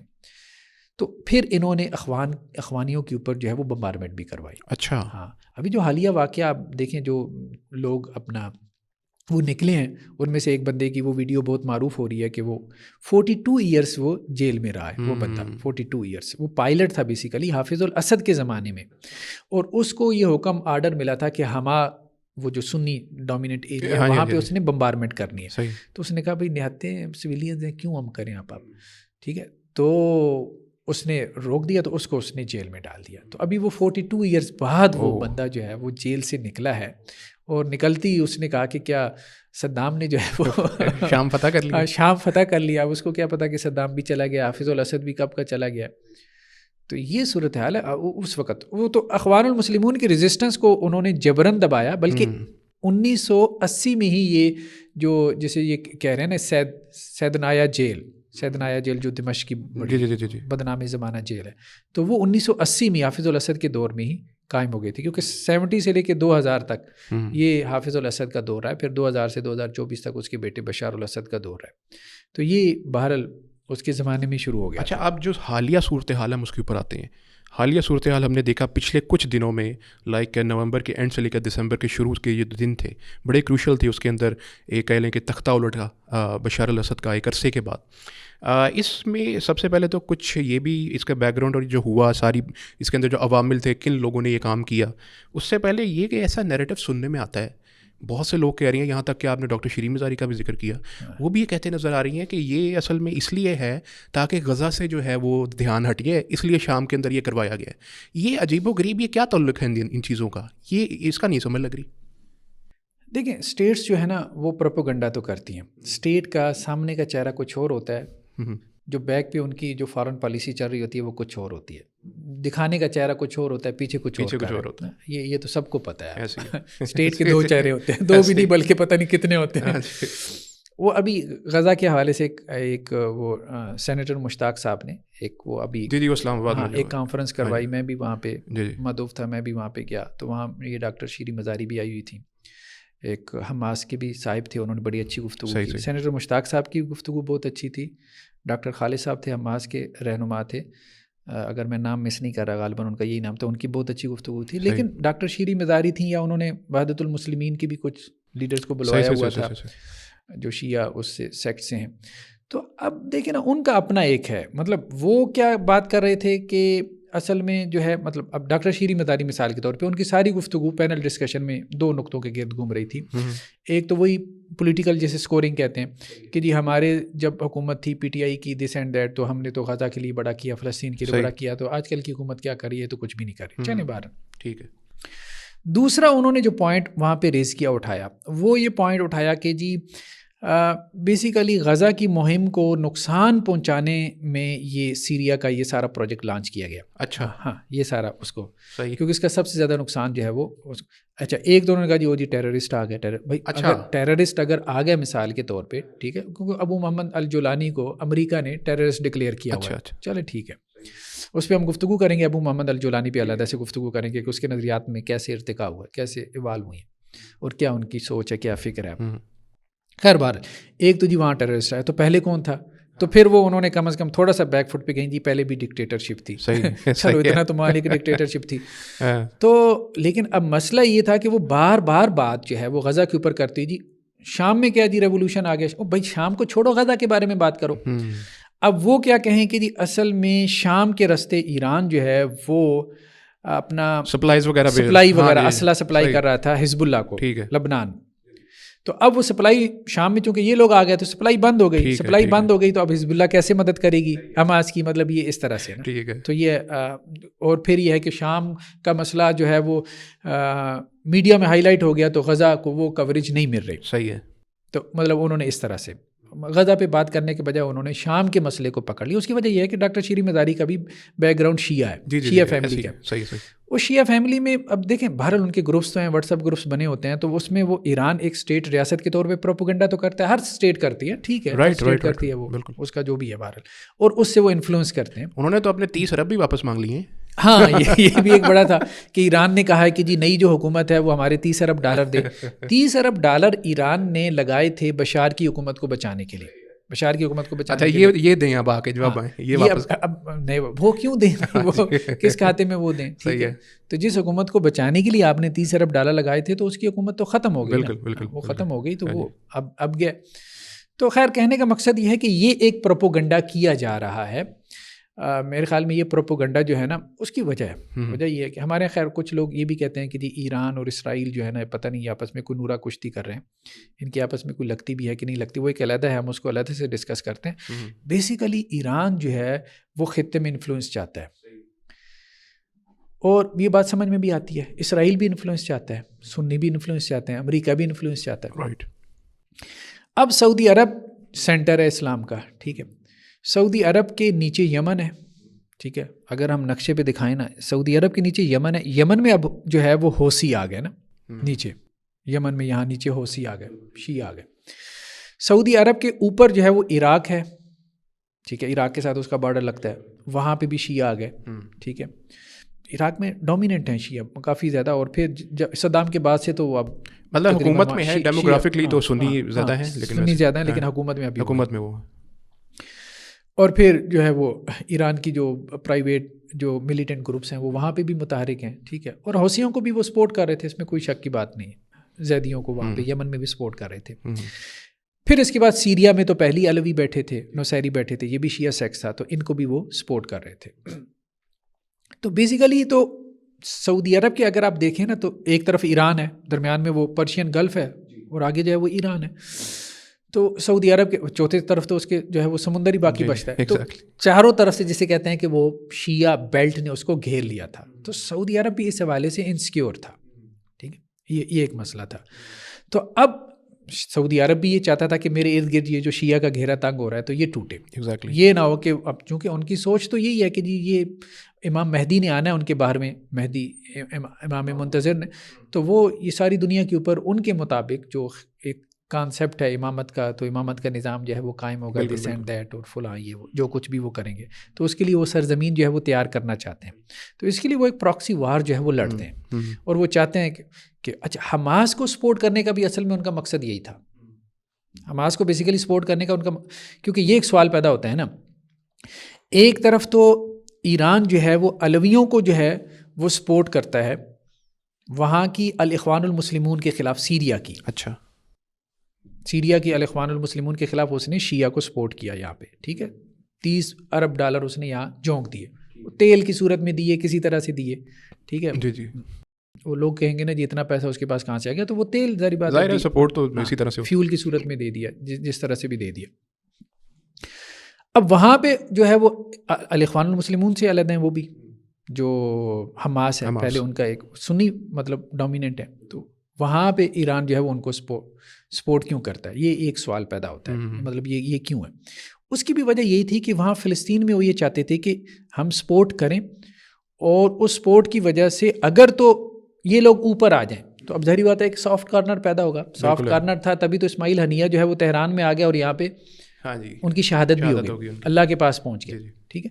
تو بیسیکلی وہاں وہ اپنی اس سیاست کے ذریعے سے وہاں پہ بھی شیعہ فیکٹر کو آگے لانا چاہتے تھے. کیونکہ دیکھیں سیریا میں بھی جو ہے وہ میجورٹی سنیوں کی ہے, لیکن شیعہ کیسے آئے, پالیٹکس کے ذریعے اوپر ہے. بالکل بالکل. تو یہاں پہ بھی پاکستان میں بھی دیکھیں سیکولرزم کا نعرہ لگا کے اوپر آ سکتے ہیں شیعہ. بالکل صحیح. اوپر آ جائیں تو پھر اس کے بعد بے شک سنیوں سے جیلیں بھر دیں آپ, پھر آپ کو کون روکنے والا. بالکل ظاہر ہے پھر تو. اچھا ان میں اب ہم ان گروپس کو ڈسکس کرتے ہیں جنہوں نے ابھی ٹیک اوور کیا شام کو. ان میں کم و بیش 3 گروپس تو ہیں, جن کا ایک آپ نے جولانی کا ذکر کر دیا, اور اس کے علاوہ ایک کردی گروپ بھی ہے جو کہ شمالی سائڈ پہ ترکی جو انفلوئنس ہے جن کے اندر. تو ان گروپس کے بارے میں بھی بتائیں کہ یہ آخر میں بیسکلی ان کا بیک گراؤنڈ کیا ہے, یہ کون ہے, اور انہوں نے کن کن علاقوں کے اوپر اپنی, اور ابھی شام کی جو کرنٹ صورت حال ہے, کیونکہ ایک سینٹرل گورنمنٹ تو مجھے نہیں نظر آ رہی یہاں پہ بنتی ہوئی ہیں جو بھی, تو اس صورت میں ابھی کیا آگے آپ فیوچر میں کیا دیکھتے رہے ان کا بنتا ہوا. دیکھیں بیسیکلی تو ابھی جو ڈومیننٹ گروپ ہے وہ تو یہی حیات تحریر الشام HTS اس کو کہتے ہیں. جی. اس کے جو اپنا یہ ابو محمد الجولانی ان کا جو نام جولانی کہتے ہیں جی، گولان ہائٹ سے ان کا نام ہے، واللہ عالم. ان کے وہاں پہ کو آبا و اجداد میں رہتے تھے تو اس وجہ سے ان کا نام پڑ گیا ابو محمد الجولانی. بیسیکلی یہ میڈیکل کے اسٹوڈنٹ تھے. ٹھیک ہے. جب 2003 میں امریکہ نے حملہ کیا عراق کے اوپر تو ایک جہاد کا نعرہ لگا تو یہ شام سے وہاں عراق چلے گئے. ٹھیک ہے. امریکہ کے خلاف جہاد کے نام پہ. اور اس وقت وہاں پہ یہ القاعدہ جو ہے وہ کافی زیادہ وہ غالب تھی، اور ابو مصعب زرقاوی بہت ان کا نام معروف ہوا. تو یہ ان کے ساتھ لگ گئے، جہاد میں شامل ہو گئے. 2003 سے 2006 تک یہ زرقاوی کے ساتھ رہے. 2006 میں زرقاوی نہیں رہے، چلے گئے، دنیا سے چلے گئے. تو یہ پھر یہاں سے لبنان شفٹ ہو گئے. لبنان میں جا کے کچھ انہوں نے وہاں پہ جہادی گروپوں کی ٹریننگ شروع کر دی. پھر اس کے بعد یہ واپس پھر عراق آ گئے. ٹھیک ہے. تو 2008 میں یہ پکڑے گئے، امریکہ کی جیل میں بھی رہے. پھر اس کے بعد کسی طرح سے وہاں سے رہا ہو گئے. اس کے بعد جو ہے نا پھر ان کو ابو بکر بغدادی نے، جس نے دولت اسلامیہ قائم کر لی تھی، جو داعش کا وہ تھا، اپنا لیڈر تھا یا جو بھی ہے، تو اس نے ان کو کہا کہ آپ ایسا کریں کہ شام میں جا کے جو ہے وہ ایک ہماری دولت اسلامیہ کی ایک شاخ کی بنیاد رکھیں. یہ 2011 کی بات ہے. 2008 سے 11 تک یہ گویا کہ وہ رہے اس کے ساتھ، ابو بکر بغدادی کے ساتھ رہے، دولت اسلامیہ یا داعش کے ساتھ رہے. تو اس نے ان کو پھر ڈیپیوٹ کیا کہ آپ شام سے ہیں تو آپ وہاں چلے جائیں. 2011 میں جو ہے وہ جو عرب سپرنگ ہوا، اور عرب سپرنگ کے نتیجے میں مظاہرے شروع ہوئے، تو ایجیٹیشن یہاں پہ بھی شروع ہو گیا تھا شام کے اندر بھی، جمہوریت کے حق میں. اس میں 5 لاکھ لوگ تقریباً نصیریوں نے مار دیے، 5 لاکھ لوگ مار دیے. تو یہ وہاں پہ گئے. پھر انہوں نے 2012 میں جا کے وہاں پہ جبہت النصرہ کے نام سے، نصرہ فرنٹ کے نام سے ایک انہوں نے اپنی جہادی تنظیم کی بنیاد رکھی. بیسیکلی وہ داعش یا دولت اسلامیہ کی شاخ آف شوٹ تھی. ٹھیک ہے. ہاں یہ تھا. پھر 1 سال بعد ہی انہیں محسوس ہوا کہ نہیں، ہم ان کے ساتھ نہیں چل سکتے. ہاں تو یہ ان سے علیحدہ ہو گئے. اچھا، فکری طور کے اوپر بھی علیحدہ ہو گئے. فکری طور پہ بھی علیحدہ ہو گئے داعش سے. اس کی وجہ یہ ہے کہ داعش اور القاعدہ میں جو ہے وہ مطلب اسامہ بن لادن جب نہیں رہے تو پھر اس کے بعد وہ اپنا آ گئے، ایمن الظواہری آ گئے. تو ایمن الظواہری اور ابو بکر بغدادی کی آپس میں نہیں لگی. ٹھیک ہے، مطلب ان کے منہج کے مسائل پیدا ہو گئے جہاد کے منہج کے حوالے سے. تو یہ القاعدہ کے ساتھ پھر چلے گئے. ٹھیک ہے. ایمن الظواہری کے ساتھ چلے گئے 1 سال بعد ہی دولت اسلامیہ کو. اس لیے ان کے ابھی جو بیان آتے ہیں یہ کہتے ہیں جی ہم تو اس وقت بھی منع کرتے تھے کہ ایسے نہ کرو، دولت اسلامیہ کو بھی منع کرتے تھے، یہ ٹھیک نہیں ہے. ہاں یہ ابھی بھی کہتے ہیں، ہم تو اس وقت بھی یہ ذہن رکھتے تھے، لیکن چونکہ وہ غالب تھے. نہ کرنے کا مطلب ہے کہ مسلمانوں کے خلاف آپ نہ کریں. ہاں مسلمانوں کے خلاف اور یہ اور وہ سارا کچھ. ٹھیک ہے. ابھی تو خیر ان کے وہ بہت زیادہ وہ چینج آ گیا نا. جی ارتقاء کے کافی مراحل گزرے ہیں. تو پہلے یہ داعش سے علیحدہ ہوئی ہے القاعدہ، کیونکہ القاعدہ اس وقت داعش سے کم از کم آپ کے ان سے ماڈریٹ تھی. پھر 2013 سے یہ 16 تک یہ اس کے ساتھ رہے، القاعدہ کے ساتھ رہے. پھر 2016 میں انہوں نے القاعدہ سے بھی لا تعلقی کا اعلان کر دیا، اور انہوں نے وہ جو نام تھا اس نام کو بھی چھوڑ دیا. النصرہ فرنٹ کا جو نام تھا جبہت النصرہ، اس نام کو بھی پھر انہوں نے نام رکھا جبہہ فتح شام. اب آپ دیکھیں نا اس نام کے اوپر غور کریں. یہ انہوں نے پھر 2021 میں ایک انٹرویو دیا ایک امریکی جو ہے وہ اس کو چینل کو، اس میں انہوں نے یہ بات کہی کہ ہمارا یہ اختلاف تھا کہ وہ یہ چاہتے تھے کہ پوری دنیا پہ خلافت کا نظام لانا ہے. میرا ذہن یہ بنا، یعنی ان کا کہنا یہ تھا، والا اس میں کیا فیکٹر تھے کہ نہیں ہمیں صرف شام تک محدود رہنا ہے. یہ وہ جو طالبان افغانستان کا تھا، بھائی ہمارا مقصد اپنے ملک کی آزادی ہے، بس اس سے زیادہ ہم نے آگے نہیں بڑھنا، نعرے نہیں لگانے، ہم نے پوری دنیا میں خلافت قائم کرنی، وہ ہمارا کنسرن ہی نہیں ہے. تو اب انہوں نے نام کیا رکھا؟ یہ انہوں نے 2016 میں نام رکھ لیا وہاں سے النصرہ فرنٹ سے جبہہ فتح شام. ٹھیک ہے، شام تک، مطلب ہمارا مقصد صرف شام کو آزاد کروانا ہے. تو اب دیکھیں نا ابھی بھی جو ان کا، اچھا 2017 میں پھر انہوں نے اس فکر کے مطابق اور بھی جو لوگ تھے ان کو اکٹھا کیا، تو یہ بہت سارے جو ملیٹنٹ گروپس تھے یہ جمع ہو گئے اور یہ حیا تحریر شام بن گئی، یعنی شام کی آزادی کی تحریک. تو بیسیکلی ان کا مقصد یہ تھا. جب 2017 میں انہوں نے رکھی، پھر 2021 میں انہوں نے یہ بات کہی تھی کہ، اور باقاعدہ انہوں نے کہی کہ یہ آن ریکارڈ ہے کہ ہمارا مقصد دنیا میں خلافت قائم کرنا نہیں، شام میں صرف مذہبی حکومت قائم کرنا اور شام کو جو ہے وہ ان ظالموں سے آزاد کرنا، بشار کے خاندان سے جو ہے وہ آزاد کروانا ہے۔ تو پھر انہوں نے حلب میں ایک جو صوبہ تھا جو ترکی کی بارڈر اس کے ساتھ لگتا ہے، تو وہاں انہوں نے پہلے اپنی ایک حکومت قائم کی اور وہاں پہ انہیں کو گورنرز کا تجربہ ہوا، پھر آہستہ آہستہ اب انہوں نے، تو یہ تو ہے ان کا ایک فکری ارتکاب ہی ان کا ہے۔ صحیح ہے، صحیح اب یہ وہ خلافت والے نہیں ہیں۔ وہ ایک جھنڈا بھی بلکہ نظر آ رہا تھا لا الہ الا اللہ محمد رسول اللہ، اس پہ BBC نے بھی جو ہے وہ ایک نوٹ لگایا اور بھی انٹرنیشنل میڈیا نے کہ جی یہ کیا ہے، اب شام کے جھنڈے کے ساتھ انہوں نے اپنے ٹیبل پہ جو ہے یہ جھنڈا بھی رکھا ہوا ہے۔ کہنے کا مقصد یہ کہ آپ لوگوں کے جھنڈے آپ دیکھ لیں، جتنے بھی ویسٹ میں مغرب میں جو جھنڈے ہیں ان میں کراس نظر آتا ہے، اکثر جو ان کے نیشنل فلیگز ہیں ان میں کراس ہے، سلیب کا نشان ہے۔ انگلینڈ کا جو جھنڈا ہے اس کا سینٹ جارج کراس ہے اس کے اندر بنا ہوا، ایک یونین جیک کے اندر بھی کراس ہے انگلینڈ کا، UK کا جھنڈا ہے، اور جو انگلینڈ کا اپنا جھنڈا ہے جو ریڈ اینڈ وائٹ ہے اس میں سینٹ جارج کراس بنا ہوا ہے۔ تو کہنے کا مقصد یہ ہے کہ وہاں آپ نے اپنے جو صلیبی جو بھی تاریخ ہے آپ کی کروسیڈز کی، اس کے ساتھ آپ نے جو ہے وہ صلیب کے نشان بنا کے ساری اس کو شو کیا ہوا اپنے نیشنل فلیگز میں۔ تو اگر انہوں نے کلمہ لکھ دیا، سارے کلمہ پڑھنے والے ہیں، مسلمان ہیں، سیرینز ہیں، تو اگر انہوں نے اپنے فلیگ پہ، یعنی سیرین فلیگ کے ساتھ ایک اور فلیگ ان کے ٹیبل پہ رکھا ہوا تھا جس پہ کلمہ لکھا ہوا تھا، تو وہ جی اب اچھا یہ افغانستان بننے جا رہا ہے۔ دیکھیں بات یہ ہے کہ وہ انہوں نے واضح کیا، اور یہ بہرحال ان میں نظر آتا ہے کہ وہ ماڈریٹ ہیں اور چیزوں کو سمجھ رہے ہیں۔ ابو محمد جولانی نے جیسے پردے کے حوالے سے بات ہوئی تو انہوں نے کہا جی مسلمان علماء میں 2 آراء ہیں، ٹھیک ہے، تو جو پردہ کرنا چاہے وہ پردہ کرے، جو فیس کورنگ نہیں خاتون کرنا چاہتی تو ہم مجبور نہیں کریں گے، ہم لوگوں کو ایجوکیٹ کریں گے۔ اب دیکھیں نا، اس سے لگتا ہے کہ بندے کے اندر ماڈریٹ ہے۔ اچھا، یہاں پہ ایک بہت اہم کردار، اگر ہم اس کی حالیہ تاریخ دیکھیں شام کی، تو رشیا کا بڑا کردار اہم رہا ہے، کیونکہ انہوں نے جب بھی موقع آیا نا بشار الاسد کو بچانے میں، وہ کردار انہی کا رہا ہے، کیونکہ ہمیشہ سے ایئر اسٹرائکس وہ کرتے رہے ہیں۔ جب بھی کوئی ایسا ڈسپیوٹ ہونے لگتا ہے تو ایئر اسٹرائک آتی تھی رشیا کی۔ ابھی بھی جو ابھی ریسنٹلی بھی کام ہوا ہے، انہوں نے بھی شروع میں ایئر اسٹرائکس کی ہیں، لیکن ایسا بھی ہوا ہے، ایسا بھی اچانک سے کیا ہوا کہ انہوں نے اپنا آشیرواد اٹھا لیا اس کے ہاتھ سے، اور جیسے ہی ہٹایا ہے ویسے ہی بشار الاسد فارغ ہو گیا، اور ابھی یہ بھی سننے میں آ رہا ہے کہ خیر انہوں نے پناہ بھی دی ہوئی ہے اس کو۔ تو اس سب میں رشیا کا ویسے کیا اپنا مفاد ہو سکتا ہے، یہ جب سے اس کو بچانے کی کوشش کرتے رہے؟ دیکھیے رشیا کا تو وہی واضح ہے کہ چونکہ وہ بھی سوشلسٹ ریاست تھی، کمیونسٹ ریاست تھی، ٹھیک ہے، تو جہاں کمیونسٹ اور سوشلسٹ ریاستیں قائم ہوئیں تو رشیا نے ان کو سپورٹ کیا۔ اب جیسے چائنا اور رشیا کی اگر بنتی ہے تو صرف وہ نظریاتی اتفاق ہے، آپ کہہ لیں سملیرٹی ہے، جس کی وجہ سے چائنا کا جھکاؤ رشیا کی طرف یا رشیا کا چائنا کی طرف ہوتا ہے، امریکہ کی طرف ان دونوں کا نہیں ہوتا۔ بلاکس تو بن جاتے ہیں پولیٹیکلی، وہ بلاکس تو بن جاتے ہیں، تو یہ بلاک تو اس وجہ سے بنا تھا۔ پھر یہ لوگ بھی تو سپورٹ کرتے تھے ان کو، مطلب یہ یوکرین کے مسئلے میں جیسے یہ اب رشیا کو سپورٹ کرتے تھے، رشیا ان کو جو ہے وہ سپورٹ کرتا تھا، تو باہمی آپ کہہ لیں کہ جی ایک پولیٹیکل انٹرسٹ تھا، وہ پولیٹیکل انٹرسٹ میں ایک دوسرے سے لوگ فائدہ اٹھاتے ہیں۔ تو اچانک سے اب رشیا نے ہاتھ کیوں اٹھایا اس کے اوپر؟ دیکھیں اس میں ایک وجہ تو بڑی یہی بیان کی جا رہی ہے کہ جی یوکرین کی جنگ میں وہ خود پھنس چکا تھا بہت زیادہ، تو وہ اسے ختم ہونے کا نام ہی نہیں لے رہی۔ اس کا خیال یہ تھا کہ جی بس جیسے 2-4 ماہ میں یہ وائنڈ اپ ہو جائے گا سارا معاملہ اور میں قبضہ کر لوں گا۔ اب صحیح بات ہے کہ وہاں صرف یوکرین تو نہیں تھا، وہاں تو پیچھے وہ دوسرے پلیئر بھی تھے۔ اب یہی وجہ ہے نا کہ اربوں ہم فلسطین اور غزہ کے مسئلے میں بڑی آسانی سے کہہ دیتے ہیں کہ جی مسئلے کا حل جنگ ہے۔ اربوں نے 4 جنگیں لڑی ہیں، 48 میں جنگ ہوئی اسرائیل کے ساتھ، ٹھیک ہے، پھر اس کے بعد 56 کی ہوئی، 67 کی ہوئی، پھر اس کے بعد غالباً 73 میں ہوئی کہ کب ہوئی، بہرحال 4 جنگیں ہوئی ہیں۔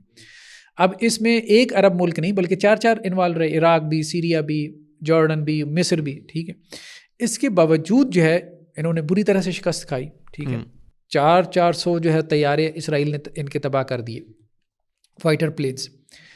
اب اس میں پھر عربوں نے ایک جملہ کہا کہ جی ہم اسرائیل سے لڑ سکتے ہیں، امریکہ سے نہیں لڑ سکتے۔ تو مسئلہ یہ ہے کہ امریکہ پیچھے ظاہری بات ہے بیٹھا ہوا ہے، سیدھی سی بات، پراکسی کے۔ تو اب یوکرین میں یہ پھنس گیا ہے رشیا، اب اس کو بھی مطلب وہ اس سے نہ نگلا جا رہا ہے نہ اس سے اگلا جا رہا ہے۔ تو اب اس کے لیے یہاں پہ بڑے پیمانے پہ کوئی نئی جنگ لڑنا اور مسلم امہ کو اپنے خلاف کرنا، کیونکہ ظاہری بات ہے دیکھیں کہ سنی اگر وہاں پہ میجورٹی ہے سیریا میں، تو سارے سنی ممالک، مثال کے طور پہ ترکی، ٹھیک ہے، اب ترکی بھی آپ کے خلاف ہوگا اور بھی سارے اس کو محسوس کریں گے۔ اب ترکی کے اندر جو ہے وہ سیرین جو ہے وہ مہاجر بیٹھا ہوا ہے لاکھوں کی تعداد میں ہے, تو وہ تو چاہتے ہیں بھائی یہاں پہ کوئی سنی جو ہے ڈومیننٹ پارٹی آئے اور یہ مہاجر جائے اور ہمارے اوپر جو بوجھ پڑ رہا ہے, اور اس لیے ترکی بھی کہا جاتا ہے کہ پیچھے سے متحرک تھا, ٹھیک ہے وہ بھی متحرک تھا.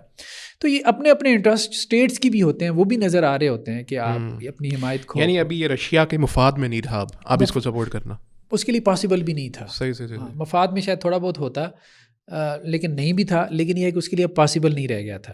باقی جو یہ کہا جاتا ہے جی حزب اللہ پیچھے ہو گئی اور ایران, دیکھیں ایران اور حزب اللہ تو کچھ بھی نہیں تھے, ٹھیک ہے یہ سپورٹ کر رہے تھے, یہ مطلب بشار الاسد کو سپورٹ کر رہے تھے.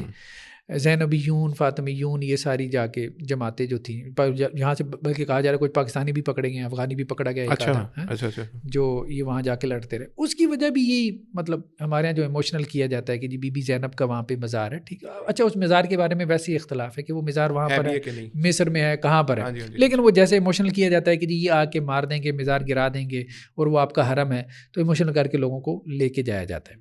اب وہ لوگ وہاں جا کے پھنس جاتے ہیں. یہاں کے ہمارے جو ہے وہ جا کے ظاہری بات ہے وہاں پہ بھی جا کے لڑتے ہیں. ویسے ابھی ایک ویڈیو بھی آئی ہے, میں کہوں گا یہ لوگ لگا بھی دیں وہاں کے شیعہ علماء کی, اور انہوں نے کہا کہ سیدہ زینب جو ہے ان کا مزار جو بھی ہے جس کو وہ کلیم کرتے ہیں وہ محفوظ ہے, ٹھیک ہے, اور وہاں پہ زائرین بھی آ رہے ہیں, کوئی پریشانی کی بات نہیں ہے, یہاں آ کے تمہیں لڑنے کی ضرورت نہیں اس کو بچانے کے لیے. 3 شیعہ علماء میں نے دیکھا ایک ویڈیو میں سیریا کے, وہ بیان دے رہے تھے, تو اچھا ہے بہرحال اچھا ہے. اچھا اس میں ترکیہ کا کردار بھی کافی قابل ذکر ہے. ویسے تو انہوں نے ہمیشہ سے کردوں کی بڑی سپورٹ کی ہے, اور مزے کی بات ہے یہ جو کردستان کا ریجن ہے, حالانکہ ملک نہیں ہے کردستان, ایک ریجن کا نام ہے. میں بھی ایک بار ایسے تھا, ایک مدینہ میں تھا, تو مجھے ایک کرد مل گیا, ایسے تھوڑی بہت بات چیت ہو گئی اس سے, تو میں نے پوچھا آپ کہاں سے ہیں, تو کہتے ہیں میں کردستان سے ہوں, حالانکہ مجھے پتا تھا یہ کوئی ملک نہیں ہے. وہ نسل پرست ہے, کافی اچھے خاصے نسل پرست ہے. ایک یہ جو ریجن آتا ہے شام کا تھوڑا حصہ, تھوڑا عراق کا, اور ترکی کا حصہ بھی, ترکی کا بھی ہے اور ایران کا بھی ہے, ایران کا بھی حصہ اس کے اندر آتا ہے. تو یہاں تک کہ صلاح الدین ایوبی بھی کہا جاتا ہے کرد تھے, نسلاً وہ کرد تھے. البتہ یہ کہ ان کو کردوں کی ہمیشہ سپورٹ, ترکی کا خاص ان کا جھکاؤ ہے اس طرف. تو ان کا نسلی اس میں ایک مفاد ہے یا کوئی اور بھی مفاد ہے ترکیہ کا اس سارے میں؟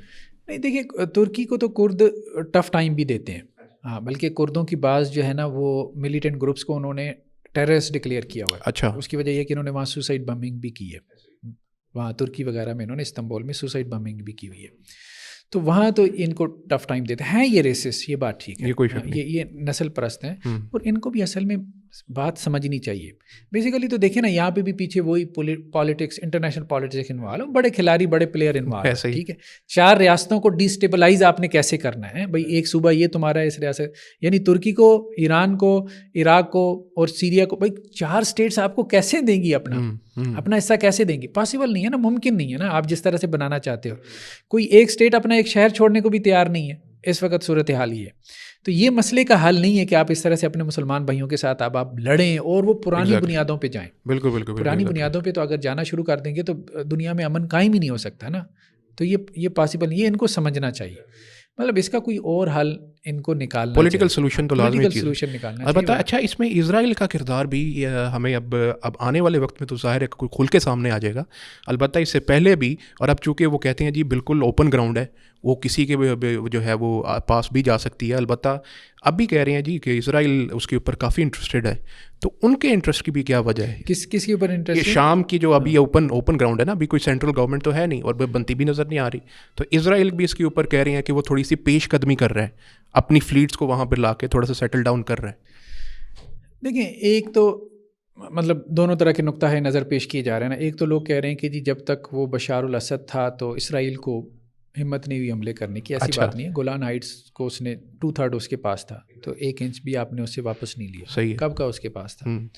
دوسری بات یہ ہے کہ وہ یہاں پہ حملے کرتا رہا ہے, بشار الاسد کے بھی, وہ اس وقت میں بھی حملے کرتا رہا ہے. ہاں اب یہ ہوا ہے کہ اس نے زیادہ حملے شروع کر دیے. اب زیادہ حملے اس نے اس لیے شروع کیے ہیں, اگر تو وہ ان سے سیکیور فیل کرتا, ابھی جو آیا ہے سنی گروپ مثال کے طور پہ, اگر وہ ان سے سیکیور فیل کرتا تو وہ اسلحہ تباہ کیوں کرتا؟ بشار الاسد کے ہوتے ہوئے تو وہ اسلحہ جو شام کا تھا وہ تو اسرائیل کے خلاف استعمال ہی نہیں ہوا. جب استعمال ہی نہیں ہوا تو اس کو حملہ کرنے کی اتنی نوبت بھی نہیں پیش آئی. بالکل صحیح, ٹھیک ہے. اب جب استعمال ہونے کے چانسز بڑھ گئے کہ بھائی یہ اسرائیل کے خلاف استعمال ہو سکتا ہے یا یہ غزہ والوں کے پاس جا سکتا ہے, ٹھیک ہے, تو اب ان کو یہ ہوا کہ جی نہیں, ہمیں یہ اسلحہ جو ہے وہ تباہ کرنا ہے. ٹھیک ہے, جو بھی وہ چھوڑ کے گئے. باقی اسرائیل جو ہے ایک تو وہ گولان ہائٹس اس کا مسئلہ ہے چونکہ وہ ہائٹ پہ آ جاتے ہیں. ٹھیک.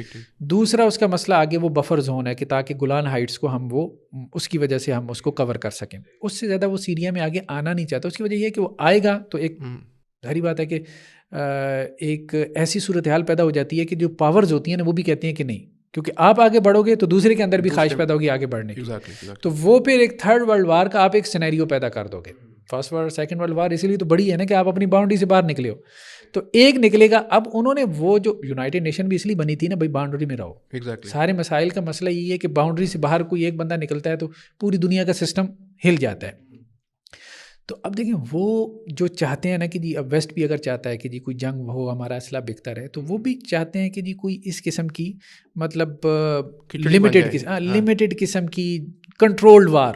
ٹھیک ہے, اب جیسے ایران اور اسرائیل کی وار کو بھی شیڈو وار کہتے ہیں یا پہلے کولڈ وار, بہت ساری وار کے حوالے سے اصطلاحات آتی رہتی ہیں. ایسا وہ بھی نہیں چاہتے کہ جی مطلب یہ وار اتنی پھیل جائے جنگ کی کہ پوری دنیا ہی اس میں اور ہم خود بھی اس کا فریق بن جائیں, وہ بھی نہیں چاہتے. تو اس لیے وہ ایک پریشر اور ایک دباؤ ہوتا ہے.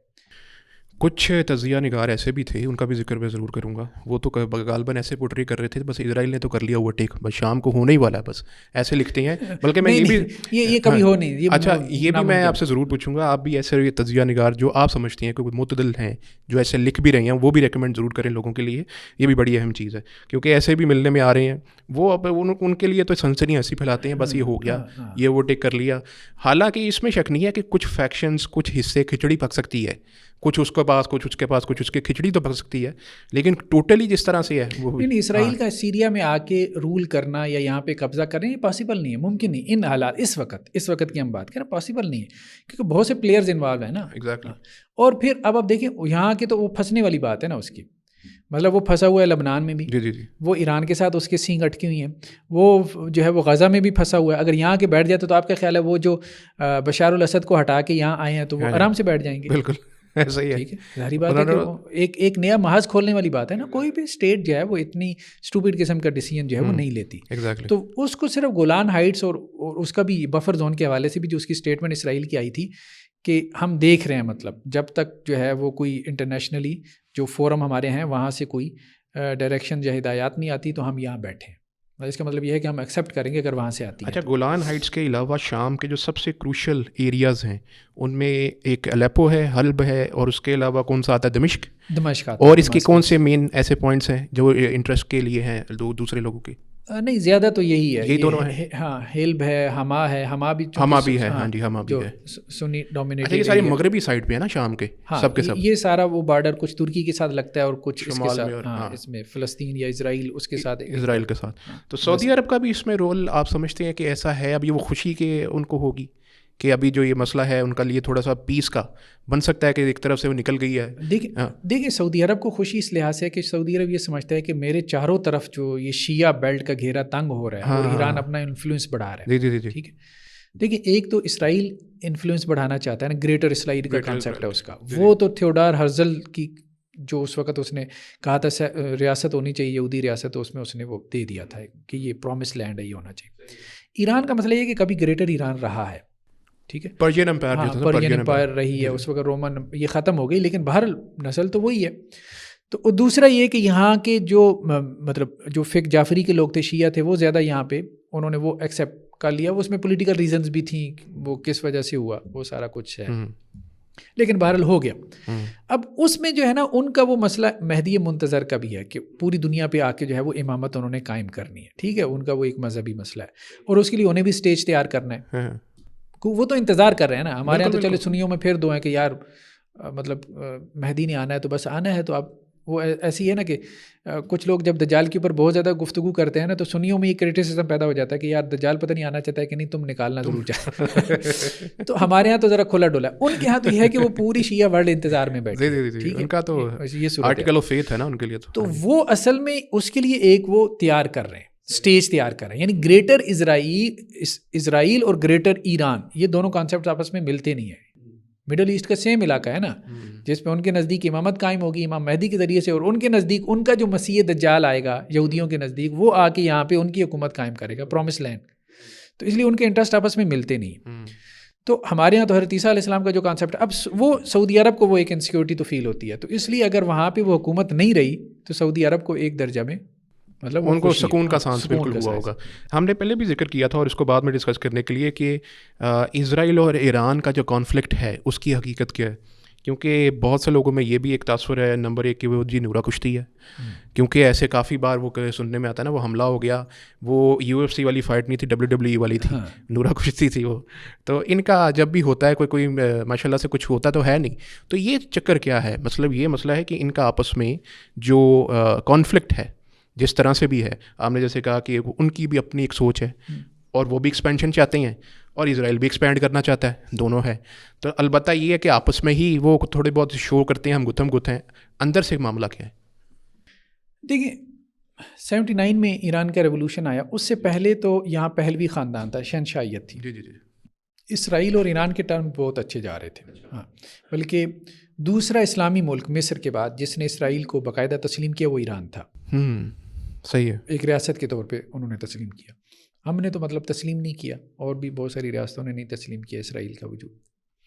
ہاں 79 کے ریولوشن کے بعد جو ہے نا، جو انقلاب آیا خمینی کے ذریعے سے، خمینی یا خمینی، اب پتہ نہیں کیا اس کو صحیح پروناؤنس کیسے کرتے ہیں، اس کے بعد سے فوراً بعد سے انہوں نے اسرائیل سے اپنے رابطے منقطع کر لیے، اور اس کا جو سفارت خانہ تھا یہ انہوں نے دے دیا اس کو فلسطین لبریشن، جو اس کو PLO اس کو کہتے ہیں، PLO کو، ٹھیک، اس کو انہوں نے دے دیا.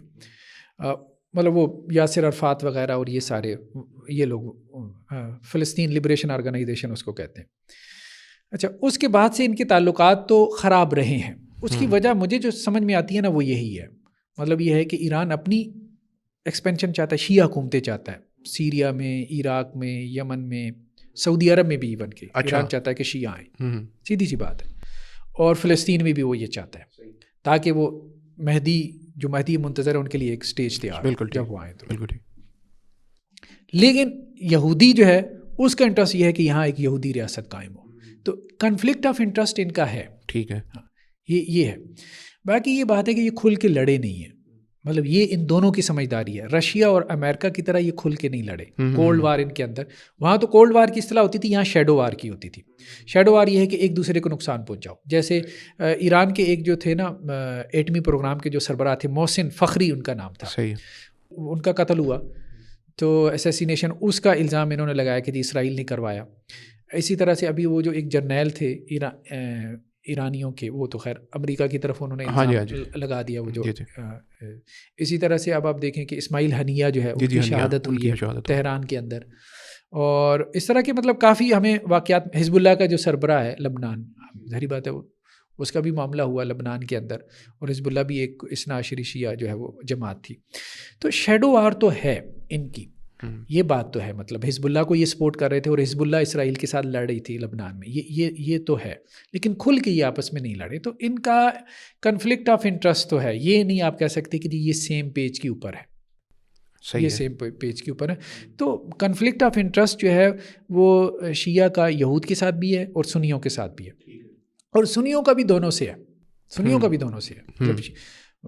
اب سنی تو اب ظاہری بات ہے کہ جو ہمارے یہاں مہدی کا کانسیپٹ ہے یا حضرت عیسیٰ علیہ السلام کا، تو ہم یہ تھوڑی کہتے ہیں کہ جی یہ کوئی امامت کا کانسیپٹ ہے، وہ تو نہیں ہے. یہ سمجھتے ہیں کہ جی یہاں پہ کوئی گریٹر اسرائیل قائم ہونے جا رہا ہے، بلکہ جو ان کا مسیح دجال ہے یہودیوں کا، اس کو جو اصل مسیح ہیں، مسیح جو ہے وہ ابن مریم علیہ الصلاۃ والسلام، وہ اس کو قتل کریں گے. تو یہ ہے بہرحال. اچھا، آپ فیوچر میں دیکھتے ہیں کیا کہ یہ معاملہ کسی طرف سیٹل ہوتا آپ کو نظر آ رہا ہے؟ کیونکہ یہ کسی فیوچر بھی اوپر بھی ہمیں یعنی بات کرنی پڑے گی کہ اب شام کا جو مستقبل ہے وہ کیا ہے، نمبر ایک. اور اس میں جو مین پلیئر ہے ان کو تو ہم نے ڈسکس کر لیا کہ اس میں ظاہر ہے کہ ایران اپنا رول پلے کرنا چاہے گا، اسرائیل بھی چاہے گا، ترکیہ بھی اپنا ہے. تو اس میں ان کا فیوچر پھر آپ کس طرف کس طرف جاتے دیکھتے ہیں شام کے لیے؟ دیکھیں، ایک تو یہ ہے کہ ایران تھوڑا بیک فٹ پہ اس لیے چلا جائے گا کہ ایک تو اسرائیل کے ساتھ اس کا پھڈا ہے، پھر امریکہ کا بھی پریشر دباؤ وغیرہ ہے. ظاہری بات ہے امریکہ یہ بھی نہیں چاہتا کہ کوئی بھی ان میں کھل کے آگے آئے. مطلب وہ یہ بھی نہیں چاہتا کہ جی ایران اتنا پاورفل ہو جائے کہ ہمارے لیے چیلنج بنے، نہ وہ یہ چاہتے ہیں کہ جی سنی اتنے پاورفل ہوں کہ ہمارے لیے چیلنج. وہ یہ چاہتے ہیں کہ آپس میں لڑتے مرتے ہی رہیں. صحیح ہے. ہاں، وہ اپنا گیم چاہتے ہیں نا، وہ اپنی گیم چاہتے ہیں. اور اسرائیل بھی یہی چاہتا ہے کہ ان میں سے کوئی بھی یعنی آپ یہ کہہ رہے ہیں کہ ایران بیک فٹ پہ رہے گا؟ ایران بیک فٹ پہ رہے گا اس وقت کی جو صورت ہے، اس وقت کی جو صورت حال ہے. حزب اللہ بھی اس وقت اس صورت حال میں نہیں ہے کہ وہ جو ہے نا وہ اسرائیل کے ساتھ جو پھڈا اس کا بنا ہوا ہے، چونکہ اسرائیل وہاں لبنان میں بھی بمبارمنٹ کر رہا ہے، ٹھیک ہے، ان کی قیادت بھی انہوں نے اڑائی ہے، تو وہ یہاں سیریا کے مسئلے میں انوالو ہو، اور رشیا تو ویسے ہی یوکرین میں پھنسا ہوا ہے. بالکل. ہاں اس وقت کرد بھی جو ہے نا، دیکھیں بشار الاسد نے یہاں سے جاتے ہوئے جو وہ کردوں کو کچھ علاقے دینے کو وہ دمشق بھی دے سکتا تھا، لیکن ایک تو کہ ان کے وہ میپ میں آتا ہی نہیں تھا، دمشق وغیرہ ان کے میپ میں آتا نہیں تھا، دوسرا یہ کہ ان کو بھی پتا تھا کہ یہاں ہم آ گئے تو کوئی ہمیں چین سے بیٹھنے نہیں دے گا. بالکل. تو وہ اس سے تو کرد جہاں بیٹھا ہوا ہے وہاں سے ہاں وہاں بیٹھا رہے گا، اس سے آگے اس کا پلان ہی نہیں، اس کے میپ میں ہی نہیں ہے، اور ویسے اس کے پاس صلاحیت بھی نہیں ہے، اور ویسے پھنسنے والی بات ہے. فی الحال تو یہی صورتحال نظر آ رہی ہے کہ جو بھی اس میں، اور بشار الاسد تو ویسے ہی تنہا ہو گیا. مجھے بتائیں اب اس وقت جو عمومی مسجد کی جو تصاویر آ رہی ہیں کہ وہاں لوگ بازاروں میں بھی نماز پڑھ رہے ہیں. صحیح. تو مطلب اتنے نمازی ہو گئے ہیں، تو اس کا مطلب یہ ہے کہ لوگوں نے سیلیبریٹ کیا نا اس کے جانے کو، تو اس کی واپسی کا تو کوئی رستہ نہیں ہے کہ جی واپس آئے اور یہ اور وہ، اور اس کی جو بلکہ اپنے کچھ چند بھائیوں کو، رشتہ داروں کو یہاں چھوڑ کے چلا گیا. اب ان کے ساتھ پتہ نہیں کیا صورتحال ہونے والی ہے. ٹھیک ہے، تو کہنے کا مقصد یہ ہے کہ اب وہاں پہ ایسا کوئی فیکٹر نہیں ہے کہ جو ان کے لیے چیلنج بنے، گراؤنڈ میں نظر نہیں آ رہا. باقی یہ ہے کہ چھوٹے موٹے ان کے آپس کے جھگڑے، ہاں یہ ایک چیز ہو سکتی ہے کہ آپس میں لڑائی، کیونکہ جب رشیا یہاں افغانستان سے نکلا تو اس وقت بھی سب سے بڑا چیلنج ان کے آپس کے جھگڑے تھے. یہ نہیں تھا کہ امریکہ آ کے بیٹھ جائے گا، تو وہ اللہ تعالیٰ ان سے بچائے. ہاں ان سے بچائے تو انشاءاللہ سے امید ہے. اچھا، یعنی اب آپ کے لیے مطلب یہ کہ ایک امن آپ دیکھ رہے ہیں آتا ہوا شام کے اندر؟ ایک تو یہ ہے کہ گراؤنڈ ریالٹیز پہ یہ چیز نظر آتی ہے، لیکن ایک چیز اور جو ہے نا مجھے اب کلک کرتی ہے، اس وقت نہیں، 2016 کی بات ہے جب فتح شام آپ کہہ لیں کہ جی جب بنی تھی. ہاں اسی سال میں نے ایک خواب دیکھا. مجھے اس وقت اس کی تعبیر جو ہے وہ مطلب نہیں لگ رہی تھی، تو میں نے فیس بک پہ ڈال دیا. اچھا صحیح ہے کہ یار کسی کو تعبیر سمجھ میں آ رہی ہے تو مجھے بتائیں. شام کے حالات سے متعلق مجھے وہ خواب لگ رہا تھا، تو میں نے کچھ الٹی سیدھی تعبیر کرنی چاہیے، لیکن وہ بنی نہیں. صحیح. اچھا وہ شام کے حالات ایسے ہوتے تھے، بمبارمنٹ ہو رہی، بندہ پین میں چلا جاتا ہے. 2 سال بعد 2018 میں پھر میں نے فیس بک پہ ایک پوسٹ لگائی کہ یار یہ پتہ نہیں یہ خواب میں نے دیکھا اور مجھے لگتا ہے یہ شام کے بارے میں ہی ہے، تو اب یہ لگ رہا ہے کہ یہ ہونے والا ہے. ٹھیک ہے، تو کسی کو کوئی تعبیر، تو وہ 2018 میں نے پھر یہ بلکہ اپنی یہ ٹائم لائن میں نے ابھی کھولی، تو اس میں نے یہ شام کے بارے ایک خواب کی تعبیر 2018 میں 2 سال بعد پھر میں نے وہ خواب وہاں نقل کر دیا. ویسے خواب ظاہری بات ہے، اب میں یہ نہیں کہہ رہا کہ کوئی ہمارے لیے سورس ہے ایگزیکٹلی وہ مطلب کہ، لیکن ویسے ہی لیکن اب لگتا ہے کہ یہ وہی تھا. اچھا وہ خواب کیا تھا؟ ابھی جب یہ دوبارہ ہوا نا یہ واقعہ، تو پھر اس کے بعد میں نے اس کو صرف شیئر کر دیا. خواب یہ تھا کہ مطلب میں اپنے آپ کو دیکھ رہا ہوں کہ ایک میدان ہے، اور اس میدان میں جو ہے وہ پیوٹن جو ہے اس کے ہاتھ میں تلوار ہے. اچھا. اور دوسری طرف ایک پوپ ہے، پوپ جو آرتھوڈاکس چرچ کا پوپ. ٹھیک ہے. تو یہ پیوٹن جو ہے تلوار اس کے اوپر ایسے لہراتا ہے جیسے وہ مارشل آرٹ کا ماہر ہوتا ہے، اور اس کو ڈرا رہا ہے، دھمکا رہا ہے، مار نہیں رہا، اور وہ سہم رہا ہے. مجھے یہ وہ مطلب وہ اپنا بچاؤ کر رہا ہے. اس نے پیوٹن نے اس کو ڈرایا، اچھا خاصا دھمکایا. ٹھیک ہے، وہ ڈرتا رہا، کبھی ادھر کبھی ادھر، یہ وہ. اچھا. تو پیوٹن نے سمجھا کہ بھائی میرا کام ہو گیا، اب ڈرانا مقصود تھا، وہ وہاں سے چل پڑا. اب اس پوپ کو نا غصہ آ گیا. اچھا. یار مجھے ڈرا کے چلا گیا. اچھا. تو اس کے ہاتھ میں کوئی تلوار یا نیزہ ٹائپ چیز تھی، تو اس نے کہا میں اس کے پیچھے جاتا ہوں، میں اس کی ایسی کی تیسی، مجھے ڈرایا تو میں اس کو ڈراتا ہوں. مطلب اس کو وہ یہ آیا. صحیح. تو اس نے وہ زمین میں جو ہے وہ نیزے 2-3 جگہ گاڑے، ایک جگہ، پھر اس کے بعد دوسری جگہ، پھر اس کے بعد تیسری جگہ. اب ایک مجمع ہے، اس مجمع میں پوپ جو ہے وہ غائب ہو گیا، سین سے پوپ غائب ہے، مسلمانوں کا مجمع ہے. تو یہ مجمع جو ہے میں بھی اس میں شامل ہوں. تو یہ مجمع ایک بڑے کمرے میں جا کے پہنچ گیا. آپ یوں سمجھیں حال نما کمرہ ہے، اور اس میں ایک ٹیبل اور ایک کرسی بڑی سی پڑی ہوئی ہے، اور گفتگو یہ ہو رہی ہے کہ یہ پیوٹن کی کرسی ہے. ہاں. اور پیوٹن جو ہے وہ کرسی سے غائب ہے. اچھا. تو ہم جب لوگ وہاں داخل ہوئے تو ہمارے ہاتھوں میں تلواریں ہیں، میرے ہاتھ میں بھی تلوار ہے. اب ڈر یہ ہے کہ پیوٹن آ جائے گا اور لڑائی شروع ہو جائے گی، اور اگر لڑائی شروع ہو گئی تو مشکل ہے ہمارا اور اس کے ساتھ لڑنا. تو میں نے جو میرے ساتھ دوست تھا میں نے کہا یار بات یہ ہے میں تو اس سے نہیں لڑ سکتا, تلوار تو میرے پاس ہے لیکن صحیح ہے کہ مجھے ڈر لگ رہا ہے, میں اسے نہیں مار پاؤں گا, تم مجھے اپنے سے مضبوط لگ رہے ہو, یہ تلوار تم پکڑو, اگر وہ نکل آتا ہے نا تو اس کو مار دینا ہے. اچھا وہ وہاں کمرے میں اکٹھ ہوتا رہا, پیوٹن نہیں آیا. اب لوگ مایوس ہو گئے, بھائی پیوٹن اب نہیں آئے گا, اس کے آنے کے کوئی چانسز نہیں. اب لوگ کرسی کی طرف بڑھے. میرے دل میں آیا کہ اب کرسی پہ لڑائی ہونے والی ہے. اچھا یہ آپس میں لڑیں گے اور یہاں بڑا دنگا فساد ہوگا اور مسلمانوں کی لڑائی. اس کے بعد کیا ہوا کہ وہ آپس میں ایگری کر گئے. اچھا کہ کسی کو ہم کرسی پہ بٹھا دیتے ہیں. انہوں نے ایگری کیا اور ایک بندے کو انہوں نے کرسی پہ بٹھا دیا. میں کہا یار یا اللہ یہ تو معجزہ ہی ہو گیا. اچھا اتفاق ہو جاتا. ہاں مطلب اتنی جلدی اتفاق ہو گیا کہ اور انہوں نے وہ لڑائی نہیں ہوئی. اچھا اس کے بعد ابھی وہ بندہ کرسی پہ بیٹھا ہے, تھوڑی دیر گزری کہ شور مچ گیا, امریکہ آ گیا, امریکہ آ گیا. میں نے کہا یا اللہ پہلے وہ روس تھا اب امریکہ آ گیا, ایک تو نیا فساد ہے. لوگ دوڑے امریکہ کی طرف, میں بھی دوڑا. تو جب ہم دوڑے ہیں تو آگے ایسے جیسے اوپر سے نیچے لفٹ آئی ہے, صحیح ایسے اوپر سے تیزی سے.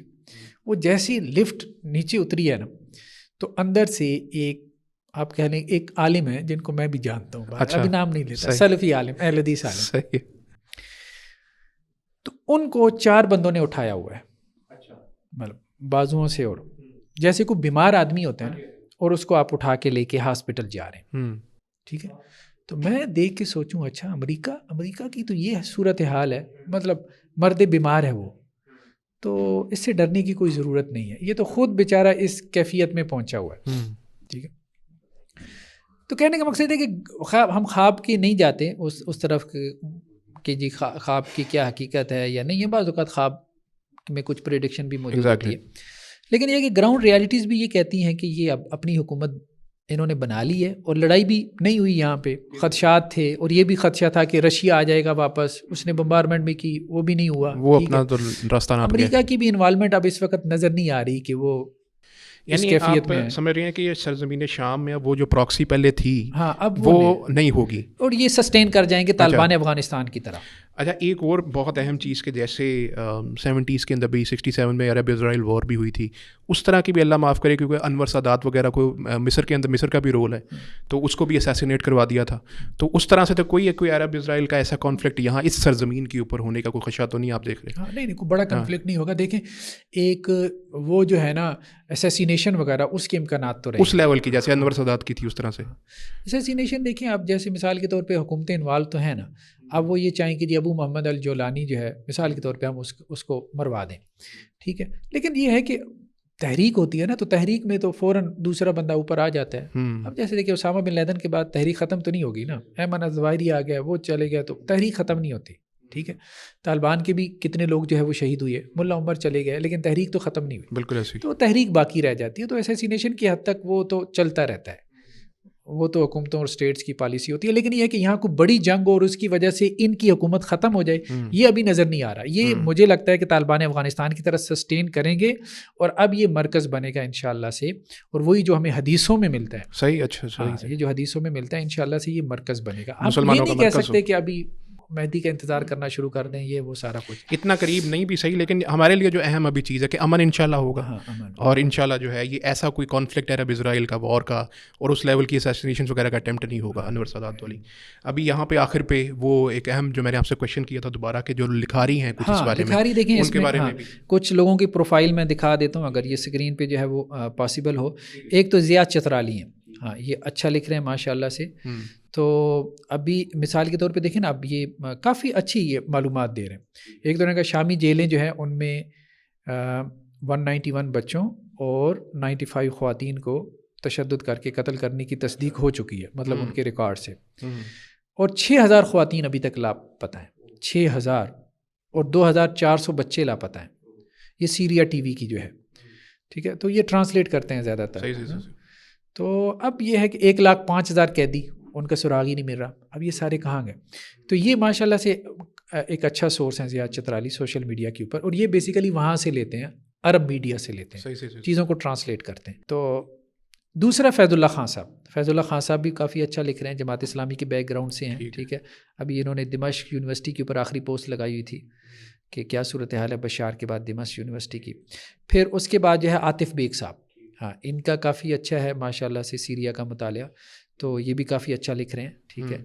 تو دوسرا جو ہے یہ سلفی بیک گراؤنڈ سے ہیں, وہ دوسرے جو ہے وہ زیاد چترالی صاحب وہ غالباً دیوبندی بیک گراؤنڈ سے ہیں, ایک وہ فیض اللہ صاحب وہ جو ہے وہ اپنا جماعت اسلامی کے بیک گراؤنڈ سے ہیں. پھر جو ہے وہ ابو بکر قدوسی صاحب اچھا لکھ رہے ہیں, وہ کافی اچھا لکھ رہے ہیں.